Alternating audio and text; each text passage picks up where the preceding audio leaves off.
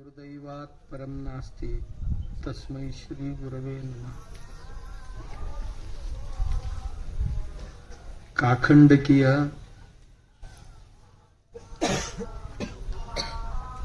ಗೌಡ್ರೋಣ್ಯನ್ ಗಣಪತಿ 18-20 ವರ್ಷ ಆಯ್ತಂತ. ಅದ್ರಾಗ ಅಪ್ಪಗಳು ಬಂದು ಹೋದ ನಂತರ, ಸಿದ್ದೇಶ್ವರ ಅಪ್ಪಗಳು ಬಂದು ಹೋದ ನಂತರ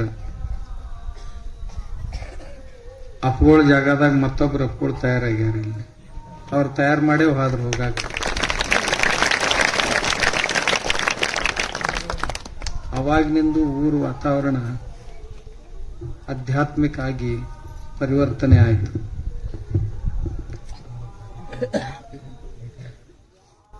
ಯಾವುದಾದ್ರೂ ನಿಮಿತ್ತವಾಗಿಟ್ಕೊಂಡು ಈ ಅಧ್ಯಾತ್ಮ ಕಾರ್ಯಕ್ರಮಗಳನ್ನು ಮಾಡ್ತಾ ಬಂದಿರುವಂತ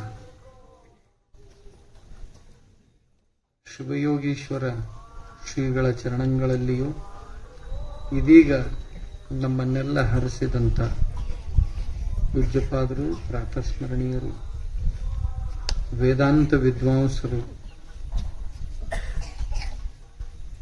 ಬಹುದೊಡ್ಡ ಗೋಶಾಲೆಯನ್ನ, ಶಿಕ್ಷಣ ಸಂಸ್ಥೆಯನ್ನ ನಡೆಸುತ್ತಾ ದೇಶಕ್ಕೆ ಸೇವೆಯನ್ನು ಸಲ್ಲಿಸ್ತಾ ಇರುವಂತಹ ಶಂಕರಾರೂಢ ಶ್ರೀಗಳ ಚರಣಗಳಲ್ಲಿಯೂ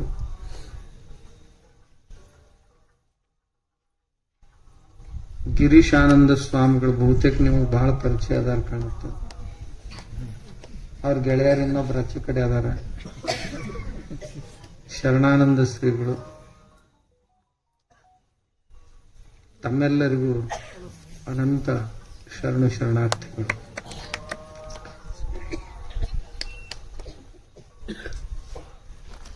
ಭಾರತ ದೇವರು ಮತ್ತು ಸಂತರ ದೇಶ. ನಮ್ಮ 6.5-7 ಲಕ್ಷ ಹಳ್ಳಿ ಅದಾವು. ಒಂದ್ ಊರಾಗ ಏನೂ ಇಲ್ಲಂದ್ರೂ 10 ಗುಡಿ ಇರ್ತಾವ.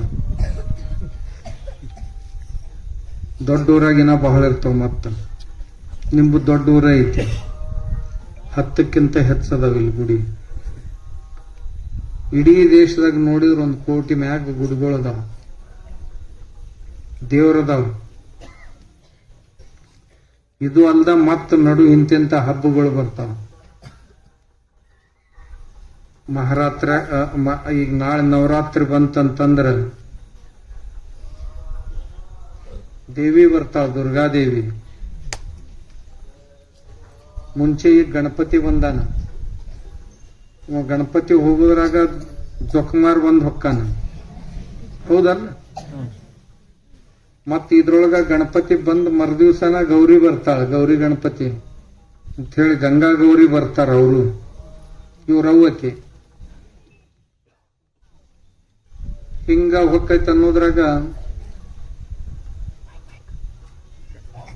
ನವರಾತ್ರಿ ಆಗಣ ದೀಪಾವಳಿ ಬರ್ತೈತೆ, ಮತ್ ಲಕ್ಷ್ಮೀ ಬರ್ತಾಳ. ಅವರೆಲ್ಲ ಫೈನಾನ್ಸ್ ಡಿಪಾರ್ಟ್ಮೆಂಟ್ ನೋಡೋರು. ಇದರ ನಡುವ ನಾಗ ಪಂಚಮಿ ಬಂದು ಹೋತು, ಸರಸ್ವತಿ ಬಂದು ಹೋದ್ಲ ನಡುವ. ಅವ್ರ ಎಜುಕೇಶನ್ ಡಿಪಾರ್ಟ್ಮೆಂಟ್ನವರು ಹೆಡ್ ಅವರು.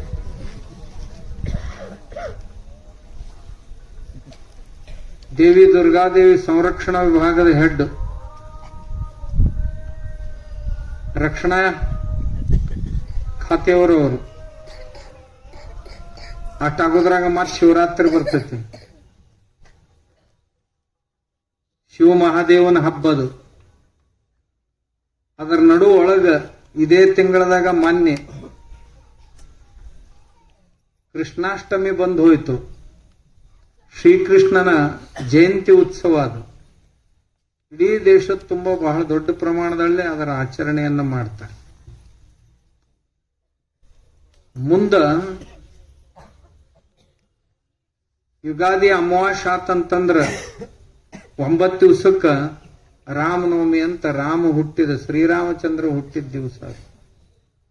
ಅವಾಗ ಚೈತ್ರ ನವರಾತ್ರಿ ಅಂತ 9 ದಿವಸದ ಹಬ್ಬದ ಉತ್ತರ ಭಾರತದೊಳಗೆ ಬಹಳ ದೊಡ್ಡ ಹಬ್ಬ. ಚೈತ್ರದಿಂದ ಹಿಡ್ಕೊಂಡು ಫಾಲ್ಗುಣದ ತನನು ನಮ್ಮ ಕಡೆ ಹಬ್ಬಗಳು ತಿಂಗಳ. ಯಾಕಂದ್ರೆ ಯಾವಾಗ್ಲೂ ನಮ್ಮ ಜೀವನ ಉಲ್ಲಸಿತವಾಗಿರ್ಬೇಕು, ಆನಂದವಾಗಿರ್ಬೇಕು. ಸಂಸಾರದಾಗ ಏನಾರ ಸಣ್ಣ ಪುಟ್ಟು ಘಟನೆಗಳು ಬಂದು ಮನಸ್ಸಿಗೆ ನೋವನ್ನು ಉಂಟು ಮಾಡಿರ್ತಾವು. ಅದರೊಳಗಿಂದ ನಾವು ಸಾವರ್ಸ್ಕೋಬೇಕು, ಅದನ್ನು ಮರಿಬೇಕು.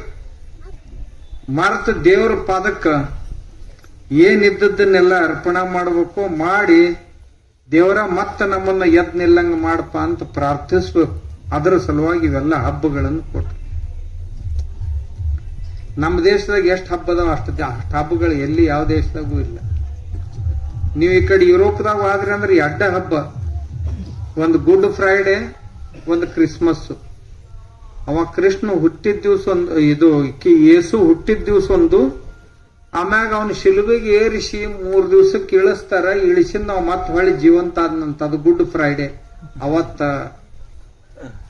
ಶುಕ್ರವಾರ ಇತ್ತಂತ, ಅದಕ್ಕೆ ಅದನ್ನ ಗುಡ್ ಫ್ರೈಡೆ. ಇವು ಅಡ್ಡ ಹಬ್ಬ, ಉಳಿದು ಏನಿಲ್ಲ. ಏನು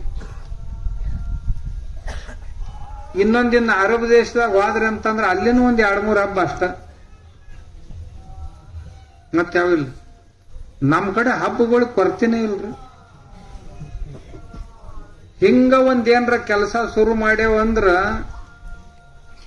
ಆ ಕೆಲಸ ಮಾಡೋರು ಮಾಡಿಸ್ಕೊಳ್ಳೋರು ಎಲ್ಲರೂ ಎಲ್ಲೋಗಿ ಹಬ್ಬ ಐತ್ರಿ, ಹಬ್ಬದಾಗ ಐತ್ರಿ ಮಂದಿ ಅಂತ. 12 ತಿಂಗಳು ಹಬ್ಬದಾಗ. ಹಬ್ಬಗಳು ನಮ್ಮನ್ನ ನಕ್ಕು ನಲಿದಾಡುವಂತೆ ಮಾಡುವಂಥವುಗಳು. ಗಣಪತಿ ಮೊದಲು ಮನ್ಯಾಗ ಕುಂದಿರ್ತಿದ್ದ.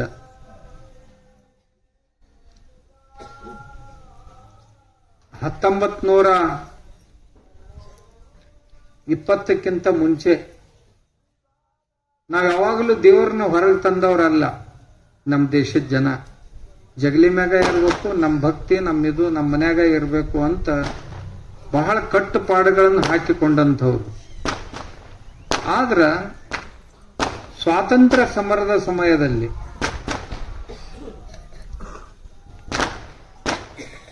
ಜನರು ಒತ್ತಟ್ಟಿಗೆ ಬರಬೇಕು. ಅವರಿಗೆ ಈ ಬ್ರಿಟಿಷರು ನಮ್ಮ ಮೇಲೆ ಮಾಡ್ತಾ ಇರುವಂತ ಅನ್ಯಾಯ ಅತ್ಯಾಚಾರಗಳನ್ನ ತಿಳಿಸಬೇಕು. ತಿಳಿಸಿ ಯುವಕರನ್ನ ಹುರಿದುಂಬಿಸಿ ಬಡದೆಬ್ಬಿಸಿ ಆ ಬ್ರಿಟಿಷರ ವಿರುದ್ಧ ಹೋರಾಟ ಮಾಡಕ್ ಮಾಡಬೇಕಾದಂತ ಒಂದು ದೊಡ್ಡ ಆಹ್ವಾನ ನಮ್ಮ ಎದುರಿಗಿತ್ತು. ಅದರ ಸಲುವಾಗಿ ದಕ್ಷಿಣದಲ್ಲಿ ಬಾಲಗಂಗಾಧರ ತಿಲಕರು, ಬಂಗಾಲದೊಳಗ ರವೀಂದ್ರನಾಥ ಟ್ಯಾಗೋರ್ ನಿರ್ಣಯ ಮಾಡಿದ್ರು, ನೀವು ಗಣಪತಿನ ಶಿವಾಜಿಯನ್ನ ಹೊರಗೆ ತಗೊಂಡು ಬರ್ರಿ, ನಾ ದೇವಿ ಭಗವತಿಯನ್ನ ದುರ್ಗಾ ಪರಮೇಶ್ವರಿಯನ್ನ ಹೊರಗೆ ತರ್ತೀನಿ ಅಂತ. ಅವ್ರು ಕಲ್ಕತ್ತಾದಾಗ ಸಾರ್ವಜನಿಕ ನವರಾತ್ರೋತ್ಸವಗಳನ್ನ ಆರಂಭ ಮಾಡಿದ್ರು. ಲಕ್ಷಗಟ್ಟಲೆ ಜನ ಸೇರಕತ್ತಿದ್ರು. ಅವ್ರು ಸೇರಿದ ಕೂಡಲೇ ಹೋಗಿ ಈ ಬ್ರಿಟಿಷರ್ ಕುರಿತಾದಂತ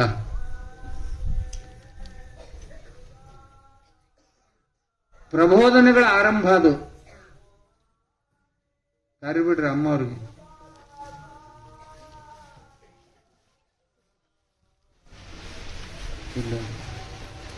ಉತ್ಸವಗಳನ್ನು ಹೊರಗೆ ತಂದ್ರು. ಈ ಉತ್ಸವಗಳನ್ನು ಹೊರಗೆ ಓಣಿಯೊಳಗೆ ತರುವಂತ, ಊರೊಳಗೆ ತರುವಂತ ಉದ್ದೇಶ ಏನು? ಎಲ್ಲ ಜನ ಒತ್ತಟ್ಟಿಗೆ ಸೇರಬೇಕು.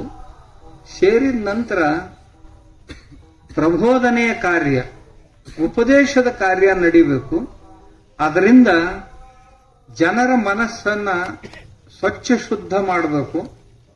ಮನಸ್ಸಿನಲ್ಲಿ ಪವಿತ್ರ ಭಾವನೆಗಳನ್ನು ತುಂಬಬೇಕು. ರಾಷ್ಟ್ರದ ಕುರಿತಾದಂತ, ಭಾರತ ಮಾತೆಯ ಕುರಿತಾದಂತ ಜಾಗೃತಿಯನ್ನ ಅವ್ರ ಮನಸ್ಸಿನಲ್ಲಿ ಮೂಡಿಸಬೇಕು ಅಂತ ತಿಳ್ಕೊಂಡು ಅವಾಗ ತಂದಿದ್ರು. ಅವಾಗ ಈಸ್ಟ್ ಇಂಡಿಯಾ ಕಂಪನಿಯವರು ಬಂದು ನಮ್ಮನ್ನ ಆಳಾಕ್ ಹತ್ತಿದ್ರು ನೋಡ್ರೆ. ಅವಾಗ ಬ್ರಿಟಿಷರು ಬಂದು ಈ ದೇಶ ಆಳಾಕ್ ಹತ್ತಿದ್ರು ಅಂತ ತಿಳ್ಕೊಂಡು ಅವ್ರನ್ನ ಹೊರಗೆ ಹಾಕುವ ಸಲುವಾಗಿ ಗಣಪತಿ ಹೊರಗೆ ಬಂದ. ಈ ಪ್ರಸಂಗಗಳ ಮೇಲಿಂದ ಮೇಲೆ ಬರ್ತಿರ್ತಾವ. ಈಗ ಮತ್ತೆ ಹೊಳ್ಳಿ ಅಂತದ ಪ್ರಸಂಗ ಬಂದೈತಿ. ನಮ್ಮ ಜನರಿಗೆ ಮತ್ತೊಮ್ಮೆ ಜಾಗೃತಿಯನ್ನು ಉಂಟು ಮಾಡಬೇಕಾಗೈತಿ, ಮನಸ್ಸಿನೊಳಗೆ ಜಾಗೃತಿಯನ್ನು ಮೂಡಿಸ್ಬೇಕಾಗೈತಿ. ಏನಪ್ಪ, ಅಮೇರಿಕಾದವರು ನಮ್ಮ ದೇಶದ ಮ್ಯಾಗ 50% ಟ್ಯಾರಿಫ್ ಹಾಕ್ಯಾರ, ಟ್ಯಾಕ್ಸ್ ಹಾಕಿ ನಮ್ಮನ್ನು ಮುಗಿಸ್ಬೇಕಂತ. ಮತ್ತೊಮ್ಮೆ ನಮ್ಮ ದೇಶದ ಜನರು ಎಚ್ಚೆತ್ಕೊಳ್ಬೇಕಾಗೈತಿ.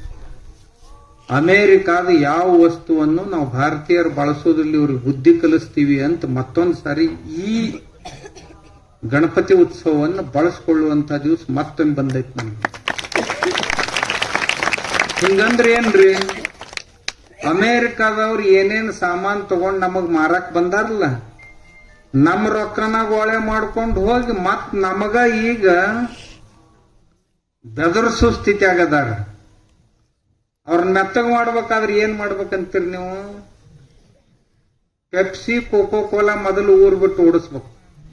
ಅವರು ಇವು ತಿಳಿತಿಲ್ ನಿಮ್ಗೆ. ಇವ ಟ್ರಂಪು ಕಾಕಾಗ ಬುದ್ಧಿ ಕಲಿಸ್ಬೇಕಾಗಿತ್ತಂದ್ರ ಗೊತ್ತಾತಲ್ ನಿಮ್ಗೆ. ಟ್ರಂಪು ಅಂದ್ರ ಅಮೇರಿಕಾದ ಅಧ್ಯಕ್ಷವ. ಈ ಟ್ರಂಪಣ್ಣಗ ಬುದ್ಧಿ ಕಲಿಸ್ಬೇಕಾಗಿತ್ತು ಅಂತಂದ್ರ ಅವನ ಆರ್ಥಿಕ ನಾಡಿ ಯಾವ್ಯಾವದವಪ್ಪ ಭಾರತದೊಳಗ ಅವನ್ನೆಲ್ಲ ಹೆಚ್ಚಾಗಬೇಕೇನು ಅಂದ್ರ ಬುದ್ಧಿ ಬರೋದು ಅವಾಗ. ಪೆಪ್ಸಿ ಮತ್ತ ಓಣ್ಯಾಗ ಮನಿಗ್ ಬಂದಾವ ಇವು. ನೀವೇನು ಕುಡಿತೀರಲ್ಲ, ಕುಡಿದ್ರ ಅದ್ರೊಳಗೇನ್ ರೊಕ್ಕ ಪ್ರತಿ ದಿವಸ ಅಮೇರಿಕಾಕ್ ಹೋಗ್ತೈತಿ. ಅಂದ್ರೆ ಯಾರು ನಮ್ ಕುತ್ತಿಗೆ ಹಿಚ್ಕಾಕ್ ಬಂದಾರ, ಕೊಲ್ಲಾಕ್ ಬಂದಾರ, ಅವ್ರಿಗೆ ನಾವು ರೊಕ್ಕ ಕೊಡುದು. ಸರಿಯಾ? ಕಾಲ್ಗೇಟ್ ಯಾರ ಮನ್ಯಾಗಿಲ್ಲ ಹೇಳ್ರಿ ನೋಡುನು. ಈಗೇನ್ ತಂದಿರಲ್ಲ ಅದ ಕಡಿದು, ಹೊಳ್ಳಿ ಕಾಲ್ಗೇಟ್ ತರಂಗಿಲ್ಲ. ತಂದ್ರಂದ್ರ ರೊಕ್ಕ ಮತ್ತ ಅವಾಗ ಟ್ರಂಪಣ್ಗ ಹೋಗುದದು. ಅದಕ್ಕೂ ಹೊಳ್ಳಿ ಯಾರು ಕಾಲ್ಗೇಟ್ ಖರೀದಿ ಮಾಡಬಾರ್ದು. ಕೊನೆದ ಅದು ಈಗೇನ್ ತಂದಿರಲ್ಲ ಅದು ಮುಗಿತಂದ್ರ ಬಿಟ್ಟ ಬಿಡುದ. ಮತ್ತೊಂದು ಯಾವ್ದಾರ ನಮ್ಮ ಸ್ವದೇಶಿ ವಸ್ತು ತಗೊಂಡು ಹಲ್ ತಿಕ್ಕೋದು. ರಗಡದವ್ ನಮ್ಮಲ್ಲಿ. ಮೂರನೇದ್ದು ಅವ್ರದ್ದು ಈ ಆನ್ಲೈನ್ ವಸ್ತು ತರಿಸ್ತಿರಲ್ಲ, ಅಮೆಜಾನ್ದಿಂದ, ಆಮ್ವೇದಿಂದ ಬಾಳ್ ಮಂದಿ ತರಿಸ್ತಾರ. ಅವನು ಪಟ್ಟಿ ತಗೊಳಕ ಊರಾನ ಅಂಗಡಿಯವ್ರು ಬೇಕು, ಸಾಮಾನ್ ಖರೀದಿ ಮಾಡಕ್ ಆನ್ಲೈನ್ದವ್ರು ಬೇಕು. ಇದ್ಯಾವ ಪದ್ಧತಿಪ್ಪ? ರೊಕ್ಕ ತಗೊಂಡು ಹೋಗೋರು ಅವರು ಗಣಪತಿ ಪಟ್ಟಿ ಕೊಡು ಊರಾನ್ ಶಟ್ರು. ಇದೆಂತ ಪದ್ಧತಿ? ಅವು ಆನ್ಲೈನ್ ಖರೀದಿ ಮಾಡೋದು ಬಂದ್ ಮಾಡ್ರಿ ಅಂದ್ರೆ ಆ ಕಡೆ ರೊಕ್ಕ ಹೋಗುದು ಬಂದಕ್ಕ. ಅಮೇರಿಕಾದ್ವು ಅವೆಲ್ಲ ಕಂಪನಿಗಳು. ನಾಲ್ಕನೇದ್ದು ಮ್ಯಾಕ್ಡೊನೆಲ್, KFC ಅಂತ ಹೈವೇ ಅಲ್ಲೆಲ್ಲೆಲ್ಲ ದೊಡ್ಡ ಅಂಗಡಿ ಇರ್ತಾವ. ನೋಡಿರೇನು, ಕೇಳಿರೇನು? ಒಂದ್ ಜರ ಕಲ್ತ್ ಮಂದಿಗೆ ಗೊತ್ತಿರ್ತದ. ನಾ ಸುಮ್ಮ ಹಂಗ ಹೇಳ್ಬಿಡ್. ಮತ್ ನಾಳೆಗ್ ನೋಡಕ್ ಹೋದಿರಿ ಮತ್ತೆ ಎಲ್ಲಾರು ಹೆಂಗ್ ಇರ್ತೈತಿ ಇದ್ ತಿಂದ್ ನೋಡೋಣ ಅಂತೆಲ್ಲ ಗೋಮಾಂಸನ ಇರ್ತೈತಾವ. ಅವ್ ಜರ್ಸಿ ಆಕಳ ಕೊಲ್ತಾರ, ಅದರ ಮಾಂಸದಿಂದ ಎಲ್ಲ ತಯಾರು ಮಾಡಿರ್ತಾರ. ಅವೆರಡು ಅಂಗಡಿಗಳು ಅಲ್ಲಿ ಬಿಜಾಪುರದಾಗ ಹೈವೇಕ ಅಲ್ಲಿ ಇರ್ತಾವ. ಅವು ದೇಶದ ತುಂಬದಾವ ಅಂಗಡಿಗಳು. ಆಮ್ಯಾಗ ಅಡಿದಾಸ್ ಅಂತ ತಿಳ್ಕೊಂಡ್ ಏನ ಟಿ ಶರ್ಟ್ಗಳು ಪ್ಯಾಂಟ್ಗಳು ಬರ್ತಾವ. ಯಾವ ಅಡಿದಾಸ್ ಅಂತ ಅವರು ಅದಾವು, ಅವನ್ ಬಂದ್ ಮಾಡ್ಬೇಕು. ಮತ್ತೇನಪ್ಪ ಇವರು ಟೈಟನ್ ಅಂತೇನು ಗಡಿಯಾಳ ಅದಾವಲ್ಲ, ಟೈಟನ್ ಈಗ ತಗೊಂಡಿದ್ರಂದ್ರ ಅದ ಕಡೆ ಇನ್ನು ಮುಂದೆ ಹೊಳ್ಳಿ ಅಂದು ಟೈಟನ್ ಕಡೆ ಹಾಯ್ಬಾರ್ದು. ಇದು ಅಲ್ದ ಇಂಥವ್ ಇನ್ನೂ ಬಾಳ ಸಾಮಾನ್ ಅದಾವ್ರು. ನಿಮ್ಗೆ ಗೊತ್ತಾಗ್ತದೆ ತಗೊಳ್ಳೋ ಹೊತ್ನ್ಯಾಗ ಅದ್ರ ಕೆಳಗೆ ಓದ್ಬೇಕಿದು ಯಾರ್ದಂತ. ಅಮೇರಿಕಾದವ್ರದ್ದು ಇತ್ತಂದ್ರ ತಗೊಳ್ಳೋದನ್ನ ಬಿಡ್ಬೇಕು. ಅಂದ್ರ ಮತ್ತ ನಮ್ಮ ದೇಶ ನಾವು ಕಟ್ಟಾಕ ಸನ್ನದ್ಧರಾಗಿವಿ ಅಂತ ಅರ್ಥ ಆಕತಿ. ಇಷ್ಟಾಗಿವಲ್ಲಿ ಗಟ್ಟಿಯಾಗಿ ಒದ್ದಾಡಕತ್ತೈತದು ಅಮೇರಿಕಾದ ಅಧ್ಯಕ್ಷ. ಯಾಕರ ನಾ ಇವ್ರಿಗೆ ಟ್ಯಾರಿಫ್ ಹಾಕಿದೆ, ನಾ ಹಾಕಿದ್ರೆ ಇವ್ರು ಸೊಂಟ ಮುರಿತ ತಿಳ್ಕೊಂಡಿದ್ದೆ, ಇವ್ರು ನನ್ ಸೊಂಟನ ಮುರ್ಯಾಕ್ ಹೊಂಟಾರ ಅಂತ ಅನಿಸ್ಬೇಕ ಅವಾಗ. ಹಂಗ ಮಾಡ್ಬೇಕು ನೀವ್ ಎಲ್ಲಾರು ಹಳ್ಳಿ ಮಂದಿ. ಯಾಕಂದ್ರೆ ನಿಮ್ ಕೈಯಾಗ ಏನ್ ಕಡಿಮೆ ಇಲ್ಲ. ನಿಮ್ ಊರಾಗಿಂದ ಪ್ರತಿ ದಿವಸ ಲಕ್ಷಗಟ್ಲೆ ಹಣ ಬರೀ ಕಾಕಂಡಿಕೆಯಿಂದನ ಲಕ್ಷಗಟ್ಲೆ ಹಣ ಅಮೆರಿಕಕ್ಕೆ ಹೋಗ್ತೈತಿ ಪ್ರತಿ ದಿವಸ. ಇಂಥವ್ 6,40,000 ಹಳ್ಳಿ ಅದಾವ ನಮ್ಮಲ್ಲಿ, ಶಹರಗಳನ್ನು ಬಿಟ್ಟು. ಎಲ್ಲರೂ ಮನಸ್ಸು ಮಾಡಿದ್ರೆ ಸೊಂಟ ಮುರಿಲಕ್ಕಿಲ್ಲನು ಒಂದು ದೀನ್ ನಮಸ್ಕಾರ ಹಾಕೊಟ್ಟ ಬಂದಾನ ಮಗ ಅವ. ನಮ್ಮ ಗಣಪತಿ ಉತ್ಸವಗಳನ್ನ ಇದಕ್ಕೆ ಬಳಸ್ಕೋಬೇಕಾಗೈತಿ. ಮತ್ತೊಂದ್ಸಾರಿ ಅಂತ ಪ್ರಸಂಗ ಬಂದ ನಮ್ಮ ಉತ್ಸವಗಳು, ನಮ್ಮ ದೇವರು ನಮಗೆ ಯಾವಾಗಲೂ ಉತ್ಸಾಹವನ್ನು ತುಂಬುವಂಥವು. ನಾವು ಗಣಪತಿಯಿಂದ ಕಲಿಬೇಕಾದದ್ದು ಏನು? ತಂದೆ ತಾಯಿಗಳನ್ನ ಗೌರವಿಸುವುದನ್ನ ಕಲಿಬೇಕು. ತಂದೆ ತಾಯಿಗಳನ್ನ ಗೌರವಿಸುವುದನ್ನ ಕಲಿಸುವಂಥವನು ಯಾರು ಅಂದ್ರೆ ನಮ್ಮ ಗಣಪತಿ. ಯಾವಾಗ ನೀವು ಗಣೇಶ ಉತ್ಸವ ಮಾಡ್ತಿರಲ್ಲ ಅವಾಗ ನಾವು ಯಾಕೆ ಮಾಡಬೇಕು, ಏನನ್ನ ತಗೋಬೇಕಿದ್ರೊಳಗೆ ಗಣಪತಿಯಿಂದ ಅಂದ್ರ ಅವ ಇಲಿ ಮ್ಯಾಗ ಕುಂತ್ಕೊಂಡು ಅವ್ರ ಅಪ್ಪ ಅವ್ರವಾಗ 3 ಸುತ್ತ ಹಾಕಿ ಪೃಥ್ವಿನ ಸುತ್ತ ಹಾಕಿನಿ ಅಂದಿದ್ನಂತ. ನೀವು ಕೇಳಿರಲ್ಲ, ದಿನ ಕೇಳ್ತೇವೆ. ಇದ್ರ ಅರ್ಥ ಏನಪ್ಪ? ತಕ್ಕಡಿ ತಗೋರಿ, ಒಂದು ಪರಡ್ಯಾಗ ಪೃಥ್ವಿ ಇಡ್ರಿ, ಮತ್ತೊಂದು ಪರಡ್ಯಾಗ ಅಪ್ಪ ಅವನ್ನ ಕುಂದ್ರಸ್ರಿ. ಪೃಥ್ವಿನ ಮ್ಯಾಗ ಐತ ಹೊರತು ಪೃಥ್ವಿ ಕೆಳಗೆ ಇಳಂಗಿಲ್ಲ. ಅವು ಅಪ್ಪನ ಪರಡಿ ಏನೈತ ಅದು ತೆಳಗ ಕುಂದಿರ್ತೈತೆ, ಅದು ಮ್ಯಾಗ ಬರಂಗೇ ಇಲ್ಲ. ಅಷ್ಟು ತೂಕ ಈ ಪೃಥ್ವಿಗಿಲ್ಲ, ಅವರಿಬ್ಬರಲ್ಲಿದ್ದಷ್ಟು. ಯಾಕ? ಈ ಜಗತ್ತನ್ನೇ ತೋರಿಸಿದವ್ರು ಅವ್ರ ನಮ್ಮ ಅಪ್ಪ ಅವ್ವ ಈ ಜಗತ್ತನ್ನೇ ತೋರಿಸಿದ್ರ ನಮ್ಮ. ಅವರಷ್ಟು ಕಿಮ್ಮತ್ನವ್ರು ಯಾರದ? 9 ತಿಂಗಳ ಹೊಟ್ಟೆಯೊಳಗ ಹೊತ್ತು ಹೆತ್ತು ನನ್ನ ಜನ್ಮದೊಂದಿಗೆ ನಿನ್ನ ಪುನರ್ಜನ್ಮವಾಯಿತಮ್ಮ. ರಕ್ತ ಕಾಲುವೆಯಾಗಿ ಹರಿಯಿತು ನಾ ಹುಟ್ಟಬೇಕಾದ್ರೆ. ವೇದನೆಗಳು ಅಸಹನೀಯವಾದಂಥವುಗಳು, ಇವನ್ನೆಲ್ಲ ಸಹಿಸಿಕೊಂಡು ನಮಗೆ ಜನ್ಮ ಕೊಟ್ಟೆವ ನೀನು. ದೇವರೆಂದರೆ ಇಷ್ಟು ವೇದನೆ ಸಹಿಸ್ಕೊಂಡಾನ? ಈ ಪೃಥ್ವಿಯೊಳಗೆ ಯಾರಾದ್ರೂ ಅಂಥವ್ರು ಅದಾರನ್ನು ಇಷ್ಟು ವೇದನೆ ಸಹಿಸ್ಕೊಂಡವ್ರು? ಯಾರೂ ಇಲ್ಲಂದಾಗ ಅವನಷ್ಟು ಅವನ್ ತೂಕದವ್ರು ಯಾರು ಹಾಕ್ತಾರ? ನೀವು ಅಪ್ಪನ್ ತೂಕದವ್ರು ಯಾರು ಆಗವ್ರು ಅದಾರ? ಅವ ಕಣ್ಣಾಗ ನೀರ್ ತಂದಿಲ್ಲ, ಗಟ್ಟಿಯಾಗಿರ್ತಾನವ, ಮನೆಯ ಆಧಾರವ, ಗಟ್ಟಿರ್ತಾನವ. ಅವಗೇನ್ ದುಃಖ ಇರಂಗಿಲ್ಲ ಅಂತಿಲ್ಲ, ಸಾಕಷ್ಟು ದುಃಖ ಆಗಿರ್ತೈತೆ, ಆದ್ರೆ ಅವ ಹತ್ತು ತೋರ್ಸಂಗಿಲ್ಲ. ಎಂಥದ್ದೇ ಪ್ರಸಂಗ ಬಂದ್ರು ಸಹಿತ ಆಯ್ತಾಳ ಬರ್ಲಾಳ ಹಿಂಗ ಅಂತಿರ್ತಾನವ. ಬೇಕಾದಷ್ಟು ಖರ್ಚಾಗಲಿ ತಮ್ಮ ತಂಗಿ, ನೀ ಕಲಿ, ನಾ ಕಲಿಸ್ತೀನಿ, ಎಷ್ಟ್ಯಾಕ ಅನ್ನೂಲಿರೋಲ್ದಕ್ಕ ಅಂತ ಗಟ್ಟಿಯಾಗಿ ನಿಂದ್ರವ. ಅವ ಬಿಸಿಲ, ಮಳಿ, ಗಾಳಿ, ಚಳಿ ಅನ್ಲಾರ್ದ ಹಗಲು ರಾತ್ರಿ ಕೆಲಸ ಮಾಡಿ ನಮ್ಮನ್ನ ಬೆಳೆಸಿ ದೊಡ್ಡವನ್ ಮಾಡಿದವ. ನಮಗ ಹುಟ್ಟಿದಾಗಿಂದ ಹಿಡ್ಕೊಂಡು ಇಲ್ಲಿ ತನ ಅವು ಅಂದ್ರೇನು, ಅಪ್ಪ ಅಂದ್ರೇನು, ಅಣ್ಣಂದ್ರೇನು, ತಮ್ಮಂದ್ರೇನು, ಮಾವಂದ್ರೇನು, ಅಳಿಯ ಅಂದ್ರೇನು, ಚಿಕ್ಕಪ್ಪ ಅಂದ್ರೇನು, ಚಿಗವ್ವ ಅಂದ್ರೇನು, ಎಲ್ಲ ಸಂಬಂಧಗಳನ್ನು ಕಲಿಸಿಕೊಟ್ಟವ್ರು ಇವರ.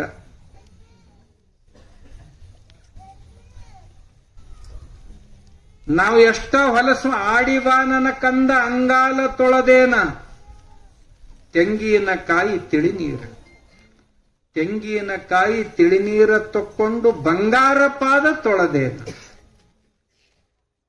ಇವ ಬೇಡ, ಈ ಹುಡುಗಿ ಸಾಣದಿದ್ದಾಗ ಅಲ್ಲೇ ಹೊರಕಡೆಗೆ ಮಾಡಿ ಅದ್ರಾಗ ಹೊಳ್ಳಾಡ್ತಿತ್ತು, ಕೈಲೇನು ಕಿವಿಸ್ತಿತ್ತು, ಗೊತ್ತಿರ್ಲಿಲ್ಲ ಇದಕ್ಕ ಏಷ್ಗಂತಾರಂತ.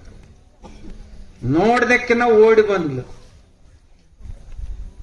ಹೊರಗ ಓಣ್ಯಾಗ ಆಡ್ತಿತ್ತು. ಆಡಿಬಾ ನನ್ನ ಕಂದ ಅಂಗಾಲ ತೊಳೆದೇನ, ತೆಂಗಿನಕಾಯಿ ತಿಳಿ ನೀರು ತಗೊಂಡು ನೀನು ಬಂಗಾರದಂತ ಪಾದ ತೊಳಿತೀನಿ ಬಾ ಮಗು ಅಂತ ಕರ್ದಕ್ಕಿ.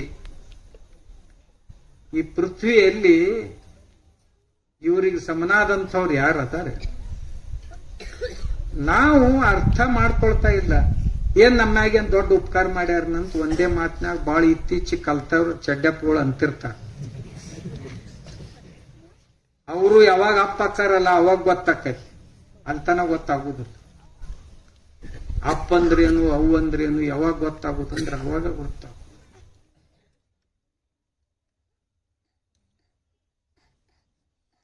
ನಮಗ್ ಚಲೋ ಪ್ಯಾಂಟ್ ಶರ್ಟ್ ತಗೊಂಡು ಕೊಟ್ಟು ಅವ್ವ ತಾವ್ ಹೊಸ ಬಟ್ಟೆ ತಗೊಳ್ಳಾರ್ದ ಮಕ್ಕಳಿಗೆ ಹೊಸ ಬಟ್ಟೆ ತಗೋತ. ಪರಿಸ್ಥಿತಿ ಸರಿ ಇರ್ಲಿಲ್ಲ ಅಂದ್ರೆ ಯವ್ವ ನೀ ಯಾಕೆ ತಗೊಂಡಿಲ್ಲ ಅಂದ್ರೆ ನಾನು ಟ್ರಂಕ್ ತುಂಬ್ಯಾವ ಹಳಿವು ಬಾಳ ಅದಾವ ಅಂತ. ಹಳಿ ಇಲ್ಲದು ಎರಡೂ ಇಲ್ಲ ಟ್ರಂಕ್ನ್ಯಾಗ. ಸುಳ್ಳು ಹೇಳ್ತಾ. ಊಟ ಮಾಡ್ಸಾಗ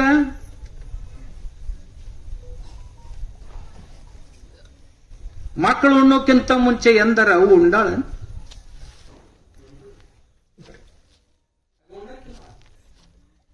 ಮಕ್ಕಳು ಮಲ್ಕೊಳ್ಳೋಕ್ಕಿಂತ ಮುಂಚೆ ಅವು ಎಂದರ ಮಕ್ಕೊಂಡಾಳ. ಅದಕ್ಕಂತ ಇವ್ರ ತೂಕಕ್ಕಿನ್ ಯಾರು ಸರಿ ಬರೋಲ್ಲ. ಗಣಪತಿ ಹೇಳಿದಂತ ಸಂದೇಶ ನಮ್ ಜಗತ್ತಿನಾಗ ನಮ್ಮ ಅಪ್ಪ ನಮ್ಮ ಅವರು ಸರಿ ಯಾರು ಬರಕ್ ಸಾಧ್ಯ ಇಲ್ಲ ಅಂತ ಹೇಳಿ ನಾವು ಗಣಪತಿ ನಮ್ಮ ಕಂಡು ಕೂಡಲೇ ನಾವ್ ಏನ್ ಮೊದಲನೇ ತತ್ವ ತಿಳ್ಕೋಬೇಕು ಅಂದ್ರ ತಂದೆ ತಾಯಿಗಳನ್ನ ಆರಾಧಿಸುವಂತ. ಒಬ್ಬ ಅಣ್ಣ ಬಹಳ ದೂರ ಎಲ್ಲ ದೇಶ ತಿರುಗಾಡಕ್ ಬಾರ ಇವ್ರ ತಮ್ಮ. ಆದ್ರೆ ನಾ ಇವ್ರ ಬಿಟ್ಟು ದೂರ ಹೋಗಂಗಿಲ್ಲ. ನನ್ಗೆ ಏನ್ ಶಿವಂತ ದೂರ ಆದ್ರೆ ನನಗದು ಬೇಡ, ಅವ್ರ ಹತ್ರನೇ ಇರ್ತೇನೆ, ನಾನು ಅವ್ರ ಸೇವಾ ಮಾಡ್ತೀನಿ ಅಂತ ಇದ್ದವನು. ಇದು ಒಂದು ಸಂದೇಶ. ಎರಡನೇ ಸಂದೇಶ ಏನು ಗಣಪತಿಯನ್ನ ನೋಡಿದ್ರೆ ನಿಮಗೆ ಕಾಣುವುದು ಅಂತಂದ್ರ ಅವನ ಕೈಯೊಳಗ ಒಂದು ಕೈಯೊಳಗ ಮೋದಕ ಐತಿ. ಸಿಹಿಯನ್ನೇ ಹಂಚುವವನು, ಮತ್ತೊಬ್ಬರಿಗೆ ಕಹಿಯನ್ನ ಹಂಚುವುದು ಅವನ ಸ್ವಭಾವ ಅಲ್ಲ. ಸಿಹಿಯನ್ನೇ ನಾನು ಇನ್ನೊಬ್ಬರಿಗೆ ಕೊಡ್ತೀನಿ, ಕಹಿಯನ್ನು ಕೊಡುವಂತವನಲ್ಲ. ನಾವು ಗಣಪತಿಯನ್ನ ನೋಡಿದ ಕೂಡಲೇ ಕಹಿಯನ್ನ ನಾವು ನುಂಗಕ್ ಕಲಿಬೇಕು, ಮತ್ತೊಬ್ಬರಿಗೆ ಹಿತವನ್ನುಂಟು ಮಾಡಬೇಕು. ನಮ್ಮದು ಏನಕ್ಕಾಗೋದಕ್ಕ ಜಗವೆಲ್ಲ ನಗುತ್ತಿರಲಿ ಜಗದಳವು ನನಗಿರಲಿ ಅಂತೇನು ಹಾಡ್ಕೊಂಡು ಬಂದ್ರಲ್ಲ, ಹಂಗೇನಿದ್ದದ್ದ ನಾ ಸನ್ ಮಾಡ್ಕೋತೀನಿ, ಎಲ್ಲರೂ ನಕ್ಕೊಂತ ಇರ್ಲಿ. ಮತ್ತೊಬ್ಬರಿಗೆ ಒಳ್ಳೆಯದನ್ನೇ ಕೊಡಬೇಕು, ಕಹಿಯನ್ನು ಕೊಡಬಾರ್ದು ಅನ್ನೋದನ್ನ ನಾವು ತಿಳ್ಕೋಬೇಕು. ಗಣಪತಿ ನೋಡಿದ್ವಿ. ಗಣಪತಿ ಕೈಯೊಳಗ ಒಂದು ಲೇಖನಿ ಇದೆ, ಬಲಗೈಯಲ್ಲಿ. ಆ ಲೇಖನಿ ಎಂಥದ್ದು ಅಂದ್ರ ತನ್ನದೇ ಆದಂತ ಹಲ್ಲು ಮುರಿದು ಕೈಯಾಗಿ ಹಿಡ್ಕೊಂಡಾನ. ಎದಕ್ಕೆ ಹಿಡ್ಕೊಂಡಾನ ಅಂದ್ರ ಮಹಾಭಾರತ ಬರ್ಯಾಕ್ ಹಿಡ್ಕೊಂಡಾನ. ವ್ಯಾಸ ಮಹರ್ಷಿಗಳು ಮಹಾಭಾರತ ಬರಿಬೇಕಾಗಿತ್ತು. ಯಾರು ವಿದ್ವಾಂಸರದಾರಂತ ನಾ ಹೇಳಿದ್ದನ್ನು ಬರೆಯವರು ಅಂತ ಹೇಳಿದಾಗ ಒಬ್ಬ ಮಹಾಪುರುಷ ಹೇಳಿದ್ನಂತ, ಈ ಕೆಲಸಕ್ಕೆ ಗಣಪತಿ ಬಹಳ ಯೋಗ್ಯ ಮನುಷ್ಯ. ಗಣಪತಿ ಕೇಳಿದ ಕೂಡಲೇ ಬರಿತೀನಪ್ಪ. ನಾ ಬರಿತೀನ್ರಿ, ಆದ್ರೂ ಶುರು ಮಾಡಿದ್ನಂದ್ರ ನಡು ನಿಂದ್ರಂಗಿಲ್ಲ. ಮತ್ತ ನಾವು ಊಟ ಪಟ ಮಾಡು ಅದ್ ನಮ್ಗೇನ್ ಹೇಳ್ಬೇಡ್ರಿ. ಅದ್ ನನ್ನ ನಾವೊಂದು ಶುರು ಮಾಡಿದೆವು ಅಂದ್ರೆ ನಿಂದ್ರವ್ರ. ಮತ್ ನಮಗೊಂದ್ ಜರ ಆರಾಮ ವಿಶ್ರಾಂತಿ ಅದು ಮಾಡಿ ಬರುವ ಅದೇನ್ ನಮ್ಗೇನ್ ಹೇಳ್ಬೇಡ್ರಿ. ನಾವೊಂದು ಶುರು ಮಾಡಿದ್ನಂದ್ರೆ ಗ್ರಂಥ ಮುಗ್ದಿಂದ ಬಿಡ. ಆದ್ರ ವ್ಯಾಸ ಮಹರ್ಷಿಗಳು ಹೇಳಿದ್ದು ನೀ ಮಾಡು, ಆದ್ರೆ ತಿಳಿದು ಬರೀತ ಬಾ, ತಿಳಿಲಾರ್ದನ್ ಬರ್ಯಾಕ್ ಹೋಗ್ಬೇಡ. ನೀ ಮೊದಲ ಅರ್ಥ ಮಾಡ್ಕೊ, ನಿನಗ ಅರ್ಥ ಆತಂದ್ರೆ ಬರಿ ಅಂತ. ಅವಾಗ ನಡುವ ಕಠಿಣ ಶ್ಲೋಕಗಳನ್ನ ಹೇಳಿಬಿಡ್ತಿದ್ರು.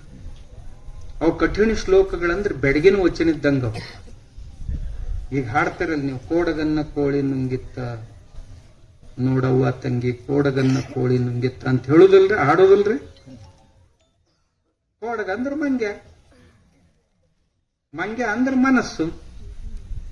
ಆ ಮನಸ್ಸನ್ನ ಕೋಳಿ ನುಂಗಿತ್ತಂತ. ಕೋಳಿ ಅಂದ್ರೆ ಬೆಳಕಿನ ಜ್ಞಾನ ಉಳ್ಳದ್ದು ಅಂತ. ಬೆಳಕು ಅಂದ್ರೆ ಆತ್ಮ, ಪರಮಾತ್ಮನ ಜ್ಞಾನ ಉಳ್ಳಂಥ ಈ ಜ್ಞಾನ ಆ ಚಂಚಲವಾದಂತ ಮನಸ್ಸನ್ನು ನುಂಗಿ ಹಾಕಿತ್ತು ಅಂತ ನಾವು ಹಾಡ್ತೀವಲ್ಲ, ಕೋಡಗನ್ನ ಕೋಳಿ ನುಂಗಿತ್ತ ಅಂತ. ಹಂಗಪ್ಪ ಇದು. ಇವರು ಶ್ಲೋಕಗಳನ್ನು ಹೇಳ್ತಿದ್ರಂತೆ. ಎಂಥವು ಕೇಶವಂ ಪತಿತಂ ದೃಷ್ಟ್ವಾ ಪಾಂಡವಾಹ ಹರ್ಷ ನಿರ್ಭರಾಹ ರುದಂತಿ ಕೌರವಾಹ ಹಾ ಹಾ ಕೇಶವ ಕೇಶವ. ಕೆ ಅಂದ್ರ ನೀರು, ಕ ಅಂದ್ರ ನೀರು ಸಂಸ್ಕೃತದೊಳಗ, ಕೆ ಅಂದ್ರ ನೀರಿನಲ್ಲಿ ಸಪ್ತಮಿ ವಿಭಕ್ತಿ. ಕೆ ಶವಂ ಪತಿತಂ ದೃಷ್ಟ್ವಾ, ನೀರಿನಲ್ಲಿ ಹೆಣ ಬಿದ್ದದ್ದನ್ನ ನೋಡಿ ಪಾಂಡವಾಹ ಹರ್ಷ ನಿರ್ಭರಾಹ ಅಂದ್ರ ಆ ಶ್ಲೋಕದ ಮೇಲಿನ ಅರ್ಥ ಏನಪ್ಪಾ? ಕೇಶವ ಅಂದ್ರೆ ಕೃಷ್ಣ ರಣಾಂಗಣದಲ್ಲಿ ಬಿದ್ದದ್ದನ್ನ ನೋಡಿ ಪಾಂಡವರಿಗೆ ಅತೀವ ಆನಂದವಾಗಿದೆ.